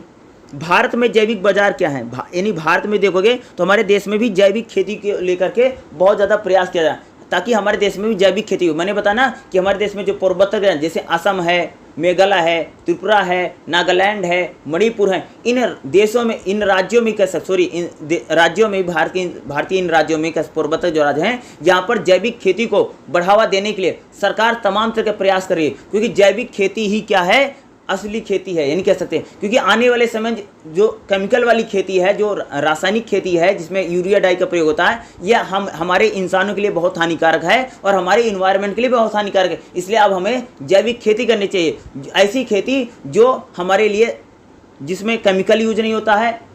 ठीक है, क्योंकि केमिकल मनुष्य के लिए हानिकारक है। दूसरा, अगर हम बहुत ज़्यादा केमिकल यूज करेंगे तो हमारे पर्यावरण के लिए भी खराब है। तो कह सकते हैं कि भारत में देखोगे, भारत में भी जैविक बाजार हो रहा है, क्योंकि यहाँ पर भी अब धीरे धीरे जो जैविक उत्पादन है, जो प्रोडक्ट हैं, जो उत्पाद हैं, उनको बढ़ावा ज़्यादा सरकार भी दे। जैसे हमने बताया ना कि सरकार जैविक खेती को बढ़ावा देने के लिए सरकार क्या तमाम तरह के प्रयास कर रही है। ठीक है, और में क्या है, भारत में जो जैविक खेती हो रही है उसमें कौन कौन से, जैसे चावल में अगर आप देखोगे भारत में ना जैविक खेती होती है, चावल की खेती खूब रही, जिसमें कौन सा चावल है, जैसे बासमती चावल है। भारत में अगर देखो ना, बासमती चावल की खूब मांग है। क्यों मांग है भैया, क्योंकि तो बासमती चावल महक भी, सुगंध भी बहुत अच्छी आती है। दूसरा, जो बासमती चावल है ना, इसमें जैविक खेती के जरिए उत्पादन हो रहा है, क्योंकि बासमती चावल खाने से ना स्वास्थ्य अच्छा रहता है। दूसरा क्या है, एक इसमें केमिकल यूज नहीं होता जैविक खेती में, इसलिए कह सकते हैं जो बासमती चावल है इसकी मांग क्या है, पूरी दुनिया में बढ़ रही है। क्यों बढ़ रही है, क्योंकि भारत में जो बासमती चावल का उत्पादन हो रहा है ये जैविक खेती के जरिए किया जा रहा है। ठीक है, बासमती चावल। दूसरा, अगर देखो कौन सा चावल है, जैसे मैंने यहाँ पर बात किया था, दूसरा हमारा जो है क्या, जैसे जोहा चावल, यानी चावल में देखो एक तो बासमती चावल है, दूसरा जोहा चावल है। इसकी मांग पूरी दुनिया में है। इसकी मांग पूरी दुनिया में, भारत में क्यों, भारत में जो हो रहा है क्यों बढ़े, क्योंकि भारत में जो बासमती चावल है और जो जोहा चावल है इसका उत्पादन कैसे होता, जैविक खेती के जरिए हो रहा। ठीक है, यानी जैविक खेती, इसलिए इसकी मांग क्या पूरी दुनिया में है। उसी प्रकार से अगला देखेंगे, भारत में जैविक खेती में कौन कौन सी फसलें हो रही है। जैसे अगर फसल की बात है, जैसे भारत में आम है, आम का गूदा है, अनानास है, केला है, और ये कह सकते हैं आम, अनानास, केला, इनका जो भारत में उत्पादन किया जा रहा है जैविक खेती के जरिए किया जा रहा है। भारत में कौन कौन सी सब्जियां हैं जिनका उत्पादन जैविक खेती में हो रहा है, कौन कौन, जैसे आम, अनानास, केला, इनका जो प्रयोग है, इसका जैसे भारत देखो जो आम है 952 टन में हो रहा है। अनानास 589 टन में हो रहा है। जो केला है 325 टन में हो रहा है। सुक्षित जो केला है 1890 टन हो रहा है। नहीं कह सकते ऐसे फल हैं जैसे अंगूर है, अंगूर कह सकते हैं, या कई प्रकार की सब्जियां हैं जिनका उत्पादन कर रहा है कि भारत में जैविक खेती के जरिए किया जा रहा है। ठीक है, जैसे कपास की बात करें, कपास यानी जो रुई होती है, जो हमारे भारत में रुई है, रुई देखोगे तो रुई के कपास का उत्पादन भी क्या किया जा रहा है, जैविक खेती के जरिए कपास का उत्पादन भी भारत में किया जा रहा है। ठीक है, उसी प्रकार से जो मसाले हैं, अगर मैं मसालों की बात करूँ भारत में कौन कौन से, खास तौर से देखो काली मिर्च, अदरक, हल्दी, इलायची, मिर्च, लौंग, जायफल। ठीक है, ये जितने मसाले मैंने बताए, ये सभी मसाले जो भारत में हैं ये जैविक मसाले हैं, यानी जैविक खेती के जरिए इन मसालों का उत्पादन किया जा रहा है। इसलिए पूरी दुनिया में और भारत में इन मसालों की मांग क्या बहुत ज़्यादा है। भारत में देखोगे जैसे मैंने क्या बोला, काली मिर्च है, अदरक है, हल्दी है, इलायची है, मिर्च है, जायफल है, वनीला है, अन्य जितने मसाले हैं, इन मसालों का उत्पादन खूब हो रहा है, जैविक खेती में हो रहा, और पूरी दुनिया में और भारत में इन मसालों की मांग भी क्या है, हमें खूब देखने को मिल रही है। ठीक है, ये जो हमारे मसाले हैं इनकी मांग। जैविक खेती में जो चाय है, चाय का उत्पादन भी जैविक खेती के जरिए किया जा रहा है। भारत में देखोगे भारत में जैविक चाय का उत्पादन लगभग 30 से 332 लाख किलोग्राम है, जबकि पूरी विश्व में क्या है, यह 90 लाख से 1 करोड़ ग्राम किया जा रहा है। नहीं कहते भारत में देखो जो चाय है, चाय के जो बागान है उसमें भी जैविक खेती के जरिए क्या किया जा रहा है, चाय का भी उत्पादन किया जा रहा है। ठीक है, चाय का बड़ी मात्रा में, खास तौर से अगर आप देखोगे कोलकाता में, तमिलनाडु में, कोलकाता और तमिलनाडु ऐसे सेंटर है जहाँ पर चाय का उत्पादन किया जा रहा है, जैविक खेती के जरिए किया जा रहा है, और इसकी मांग भी क्या है पूरी दुनिया में। जैविक खेती के जरिए काफ़ी का उत्पादन भी हो रहा है। चाय, कॉफ़ी, जो कॉफ़ी है, कॉफ़ी का उत्पादन भी कर सकते हैं भारत में। इसका जो उत्पादन है जैविक खेती के, चाय और कॉफ़ी है जिसका उत्पादन हो रहा है। खास तौर से जो कॉफ़ी का उत्पादन है वो कर्नाटक में होता है और दूसरा तमिलनाडु में। कर्नाटक और तमिलनाडु में भारत में जो कॉफ़ी का उत्पादन है जैविक खेती के जरिए किया जा रहा है। ठीक है, ये तो हो गया। जैविक उपज के व्यापार में, जो जैविक उपज है इसमें अंतर्राष्ट्रीय जो व्यापार है या जो व्यापारी हैं इनकी बड़ी भूमिका है इनको बेचने खरीदने में। ठीक है, क्योंकि जैविक जो उपज है उसको लेकर के, यानी जो जैविक उत्पाद होता है उसको सभी लोग खरीदना चाहते हैं, क्योंकि जैविक उत्पादों को खाने से पीने से किसी प्रकार की रोग नहीं होती, किसी प्रकार की समस्या नहीं होती है, आदमी ठीक रहता है। क्योंकि जो रासायनिक खादें हैं, जो केमिकल वाली खाद है, उस यानी जो यूरिया डाई का प्रयोग करते हैं, जो हमारी इसमें क्या था, इसको खाने से पीने से क्या था, लोग में तमाम तरह की समस्या थी। इसलिए जैविक जो उत्पाद हैं, जैविक जो प्रोडक्ट हैं, ये पूरी दुनिया में खूब फेमस हो रहे हैं। ठीक है, ये तो लगभग आपका हो गया चैप्टर नंबर जो आपका एक क्या था, चौथा। ठीक है, अब चले अगला चैप्टर देख लेते हैं। देखिएगा जो हमारा नेक्स्ट चैप्टर है, चैप्टर नंबर 3 क्या है, मौलिक विपणन कार्य। इसमें अगर आप देखेंगे 3.3 है विपणन कार्य और उनकी भूमिका, यानी जो विपणन कार्य होता है उनमें उनकी क्या क्या भूमिका है। 3.3 को देखेंगे। ठीक है, ये आपके लिए इम्पोर्टेंट हो सकता है 3.3 जो है। ठीक है, जैसे ये रहा विपणन कार्य और उसकी भूमिका। देखें विनिमय कार्य क्या है, देखो विनिमय के कार्य उपभोक्ता के हाथों में वस्तु को पहुंचाने की प्रक्रिया को क्या बोलते हैं, विनिमय क्या होता है। विनिमय का मतलब जब हम उपभोक्ता के हाथ में जो किसी वस्तु को पहुंचा देते उसका बोला जाता है विनिमय बोला जाता है। ठीक है, यह कार्य 3 श्रेणियों में होता है, जैसे बेचना, खरीदना और एकत्र करना। विनिमय का मतलब क्या होता है कि जब हम किसी चीज़ को खरीदा जाता है, बेचा जाता है या उसको इकट्ठा किया जाता है, इसको क्या बोलते हैं, विपणन, इसको बोला जाता है विनिमय। ठीक है, एक कार्य किसी भी विपणन प्रक्रिया में आधारशिला है। इन कार्यों को संक्षिप्त में, जैसे बेचना या बिक्री करना, जैसे मान लीजिए बिक्री का कार्य किसी भी संगठन का प्रमुख कार्य होता है। इसमें वस्तुओं के अधिकार को खरीदार को सौंपा जाता है।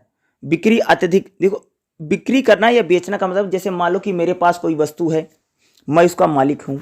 ठीक है, तो मैं क्या करूँगा, अगर उस वस्तु को बेचूंगा तो इसका मतलब क्या है कि उसका जो मेरा अधिकार था, मैंने कुछ पैसे लेकर के क्या किया, उसको किसी दूसरे व्यक्ति को दे दिया। अब उस वस्तु पर किसका है, उस व्यक्ति का अधिकार हो गया है। ठीक है, बिक्री प्रतिनिधि का कार्य मांग पैदा करना, खरीदार का पता लगाना और उन्हें वस्तुओं को उपलब्ध करने के बारे में जानकारी देने का कार्य होता है।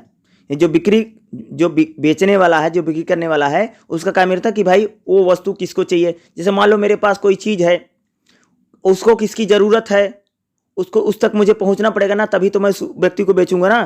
तो ये होता है। बिक्री के कौन कौन से घटक हैं?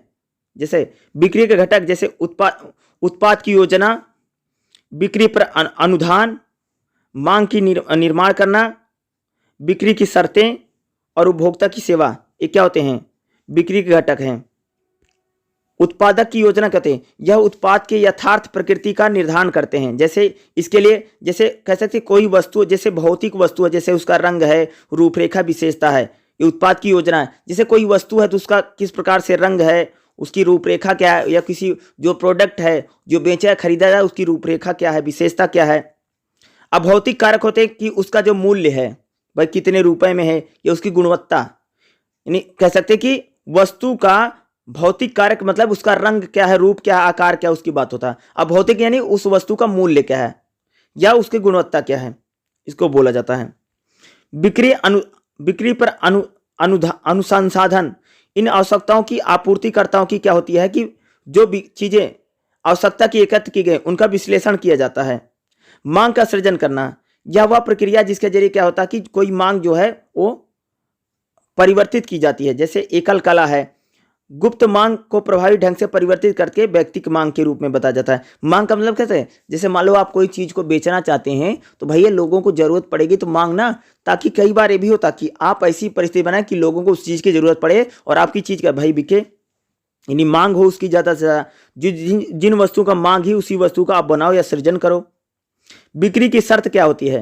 देखो, विक्रेता को सामान्य विभिन्न नियमों और शर्तों के देखो जो व्यक्ति कोई वस्तु का उत्पादन करता है ना, वो क्या करता है, उसके पास जो वस्तु है उसकी क्या करता है, उसका मूल्य तय करता है, उसमें कितनी छूट देनी है, कितनी रियायत देनी है, इस सभी को क्या फैसले कौन करता है, निर्धारण वही करता है। कह रहा हूं कि जैसे मान लीजिए कि आपके पास कोई वस्तु है, बोलो हाँ, कोई चीज है, आप उसको बेचना चाहते हैं, बोलो हाँ। भाई आप किसी वस्तु को अगर बेचना चाहते हैं उसका कैसे कितने में बेचोगे, ठीक है, कितनी छूट देगो, ये कैसे बेचोगे, ये पूरा जो डिसीजन कौन लेगा, भाई जो उसका मालिक है ना वस्तु का, वो करेगा। ग्राहक सेवा क्या होती है? ग्राहक सेवा का मतलब होता है कि आपने जो अपनी वस्तु किसी व्यक्ति को बेची है उससे वो व्यक्ति कितना संतुष्ट है, इसको बोले जाता है। ये विपणन में कह सकते हैं कि जो ग्राहक सेवा है ये भी जैसे होती नहीं भाई, कस्टमर सर्विस। आपने कोई वस्तु को किसी व्यक्ति को बेचा है तो वह वस्तु उस व्यक्ति को लिए सही है गलत है, उसका जो फीडबैक लिया ग्राहक से होता। बिक्री के कौन कौन से प्रकार हैं? बिक्री के जो प्रकार क्या होता है, जैसे खरीदना सबसे महत्वपूर्ण कार्य है। जब किसी वस्तु को खरीदा जाता कहा जाता कि यह विपणन का मुख्य कार्य है। किसी भी वस्तु को जब खरीदा जाता है, चाहे वो प्राथमिक रूप से या किसी रूप में खरीदा, क्या विपणन का मुख्य कार्य है। जैसे जब हम किसी वस्तु को खरीदते हैं हम क्या देखते हैं, उसकी गुणवत्ता देखते हैं, भाई कितनी सही है कितनी गलत है, गुणवत्ता क्वालिटी। मात्रा देखते हैं, फिर हम समसामयिक देखते हैं कि कितनी उपयोगी है इस मौसम में, और फिर उसकी आपूर्ति करते हैं। खरीदने के कौन कौन से कारक होते हैं? अगर हम किसी वस्तु को खरीदते हैं तो खरीदने के क्या क्या कारण हैं, हम किसी जो क्यों खरीदते हैं? अगर हमें किसी चीज़ की आवश्यकता है इसलिए हम किसी चीज़ को खरीदते हैं। दूसरा, अग्रिम खरीद करते हैं। कई बार क्या अग्रिम खरीद देती है, उन्हें कुछ समय पहले जब हम किसी चीज़ को खरीदते हैं, जैसे मान लो आज हमें 10 दिन बाद किसी चीज़ की ज़रूरत है, तो हम कई बार लोग क्या होते हैं कि 10 दिन पहले क्या कर देते हैं, उसको खरीद करके रख लेते हैं।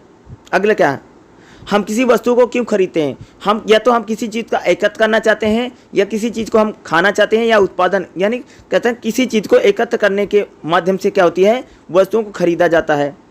भौतिक विवरण क्या है? किसी भी वस्तु का भौतिक विवरण, जो वस्तु है उसका भंडारण किया जाता है, जैसे जो उसको भंडारण किया जाता है उसको भौतिक विवरण बोला जाता है। ठीक है, जिसको भंडारण होगा, गोदाम में जैसे उसको गोदाम में रखा गया है या कहाँ पर रखा गया, इसके ऊपर यानी वस्तु का भौतिक विवरण है। क्या भौतिक है, ये वस्तु को कहाँ पर रखा गया है, गोदाम में रखा गया है, कैसे रखा गया है, किस प्रकार से रखा गया है, गोदाम कैसी है, इसकी बात करते हैं। ठीक है, या आवश्यकता क्या है उसकी, या विशिष्टता के आधार पे, यानी गोदाम जो है भाई गोदाम में रखा है, इसकी वस्तु को लाने ले जाने में कितना पैसा लग रहा है, परिवहन में। ठीक है, परिवहन में कौन कौन सी चीज़ें यूज हो रही हैं, परिवहन का वर्ग, यानी किसी परिवहन क्या होता है, परिवहन का मतलब होता है जो वस्तु खरीदी और बेची जा रही है उसको लाने ले जाने में क्या क्या, जैसे मान लो कहीं कहीं पर पहले तो भाई बैलगाड़ी होती थी जिन पर वस्तु को लाया जाता था। अब वस्तु को क्या, जैसे थल के रास्ते भाई सड़क के रास्ते भी कोई वस्तु आती जाती है खरीदने बेचने के लिए। दूसरा जल के रास्ते देख रहे होते नहीं, हमारे देश से कई सारी चीज़ें जो हैं बन करके विदेश में जाती, जल मार्ग से ही जाती है ना। और हमारे देश में और भी कई सारी चीज़ें हैं जो खरीदी जाती हैं, कहाँ से, विदेश से आती है, जल मार्ग से आती हैं, समुद्र के रास्ते। अब हवाई मार्ग भी हो गया, यानी हवाई मार्ग से भी क्या वस्तुओं को खरीदा और बेचा रहा है। यानी एरोप्लेन में भाई सामान को रख करके जो बहुत ज़्यादा कीमती वस्तु होती हैं उनका जो उत्पादन, जो खरीद और बिक्री क्या है, हवाई जहाज़ के माध्यम से, हवाई जहाज़ों से जरिए क्या किया जा रहा है, उसको वहाँ पर पहुँचा जाता है या विपणन किया जा रहा है। किस माध्यम से? जल मार्ग से, जो जल के रास्ते हैं, जैसे जो नदी है, झरना है, उसमें नाव वाव चला करके दूसरा व्यापार हो रहा है। अगला क्या है? जल मार्ग के जरिए। तीसरा क्या है? वायु मार्ग के जरिए। ये तीनों प्रकार से क्या परिवहन के साधन हैं। थल मार्ग में जैसे सड़क है, रेल है, इस प्रकार के हैं सड़क परिवहन है। उसके बाद रेल परिवहन क्या है? रेल परिवहन में जो हमारी रेलगाड़ियाँ, इसके जरिए भी क्या हो रहा है भाई, परिवहन किया जाता है ना वस्तुओं को खरीदने बेचने के लिए। पाइप परिवहन विशेषकर जो हमारी कह सकते हैं कि पेट्रोलियम है, इनको भी खरीदा जाता है ना, जो पाइप से सीधा आते हैं। कई बार कई देशों में, भारत में जो डीजल पेट्रोल है पाइप के रास्ते तो आता नहीं है, वो समुद्री रास्ते से आता है। लेकिन कह रहे हैं कि पाइप परिवहन भी होता है। जैसे मान लो किसी देश में जो डीजल पेट्रोल बहुत ज़्यादा, जैसे हमारे घरों में पानी नहीं आता टोटी का, ये पाइप परिवहन है। उसी प्रकार से जहाँ पर कह सकते हो कि जहाँ पर बहुत ज़्यादा तेल है वहाँ पर क्या भाई, जैसे हम लोग टोटी चला देते पानी आ जाता, उसी प्रकार से उन लोगों ने भी कुएं में टोटी लगा रखी, उन पर पाइप परिवहन है। जो जल परिवहन का, जब हम पानी के रास्ते से वस्तुओं को खरीदने और बेचने के लिए आते जाते हैं व्यापारी। जल परिवहन जैसे नदी है, झरना है, कोई झील बीच में पड़ गई है, उसको जल परिवहन में आता है। ठीक है। वायु परिवहन में क्या? वायु परिवहन में कह सकते हैं जो हवाई मार्ग से कोई चीज़ को हम ले, यानी प्लेन के माध्यम से जब व्यापार होता है, यानी वस्तुओं को खरीदा और बेचा जाता है, यानी विपणन जब वायु मार्ग से होता है। ठीक है। ये मार्ग हैं, जैसे सड़क परिवहन है, रेल परिवहन है, जल परिवहन है और वायु परिवहन है। इनके कई प्रकार के लाभ भी होते हैं। कह सकते हैं कि अगर हम सड़क परिवहन का यूज करते हैं तो इसका अलग लाभ है, कुछ हानि भी होती है। रेल परिवहन का यूज करते हैं तो इसका लाभ है, हानि भी है। जैसे यहाँ पर टेबल में आपको बना रखी ना भाई, अगर सड़क परिवहन का यूज करेंगे तो इसका लाभ भी हानि भी है। उसी प्रकार से रेल परिवहन यूज करेंगे तो इसके लाभ भी है, इसका हानि भी है। उसी प्रकार से जो हमारा जल परिवहन है, इसका लाभ भी है, हानि भी है। उसी प्रकार से जो वायु परिवहन है, इसका लाभ भी है और हानि भी है। भाई हर एक जो होता है, चाहे जल परिवहन हो, चाहे रेल परिवहन हो, चाहे सड़क परिवहन हो, चाहे वायु परिवहन हो, हर परिवहन से जो वस्तु को लाया ले जाया जाता है, खरीदा और बेचा जाता है, जो सड़क के रास्ते किसी रास्ते से भी, उसके अलग अलग फायदे होते हैं, लाभ भी होते हैं और उसमें कुछ हानियाँ भी होती हैं। इस टेबल में जो बनाया गया ना, इस टेबल को ध्यान से एक बार आप देख लीजिए।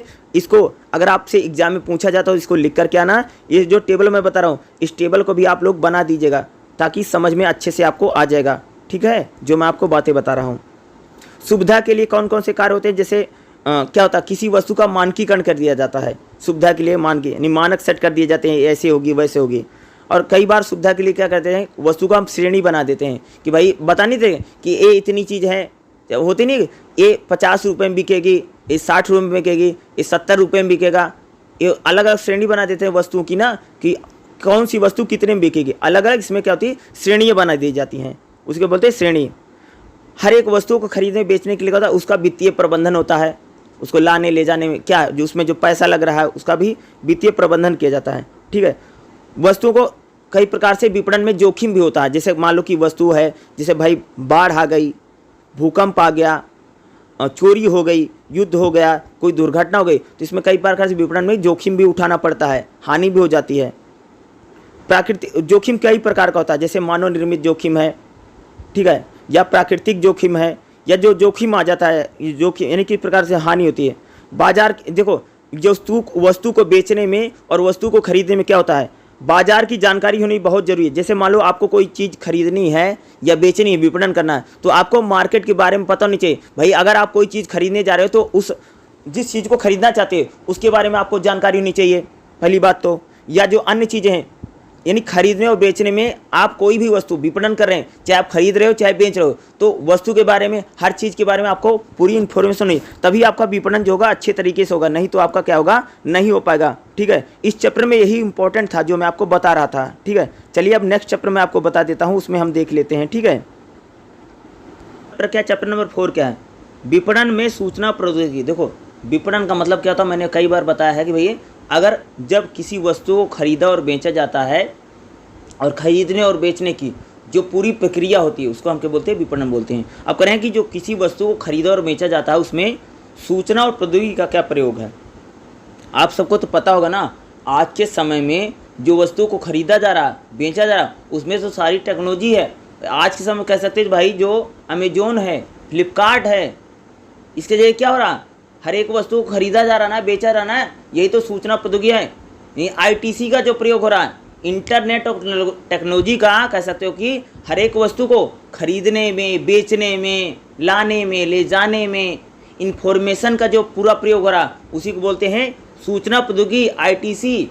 आज के समय में अगर मैं बताऊं तो विपणन में नहीं कह सकते, वस्तुओं को खरीदने में, बेचने में और खरीदने और बेचने की जो पूरी प्रक्रिया है उस पूरी प्रक्रिया में इंटरनेट हो, टेक्नोलॉजी हो, प्रौद्योगिकी हो, उसका खूब ज़्यादा यूज हो रहा। खास तौर से आज के टाइम में तो आपको पता कि जब से भैया अमेजोन आ गया, फ्लिपकार्ट आया, तो अमेजोन फ्लिपकार्ट पे आपको कोई चीज़ लेनी है वहीं पर सीधा बुक कर दो, ऑर्डर कर दो, आपके घर पर आ जाएगी। सूचना प्रौद्योगिकी तो है।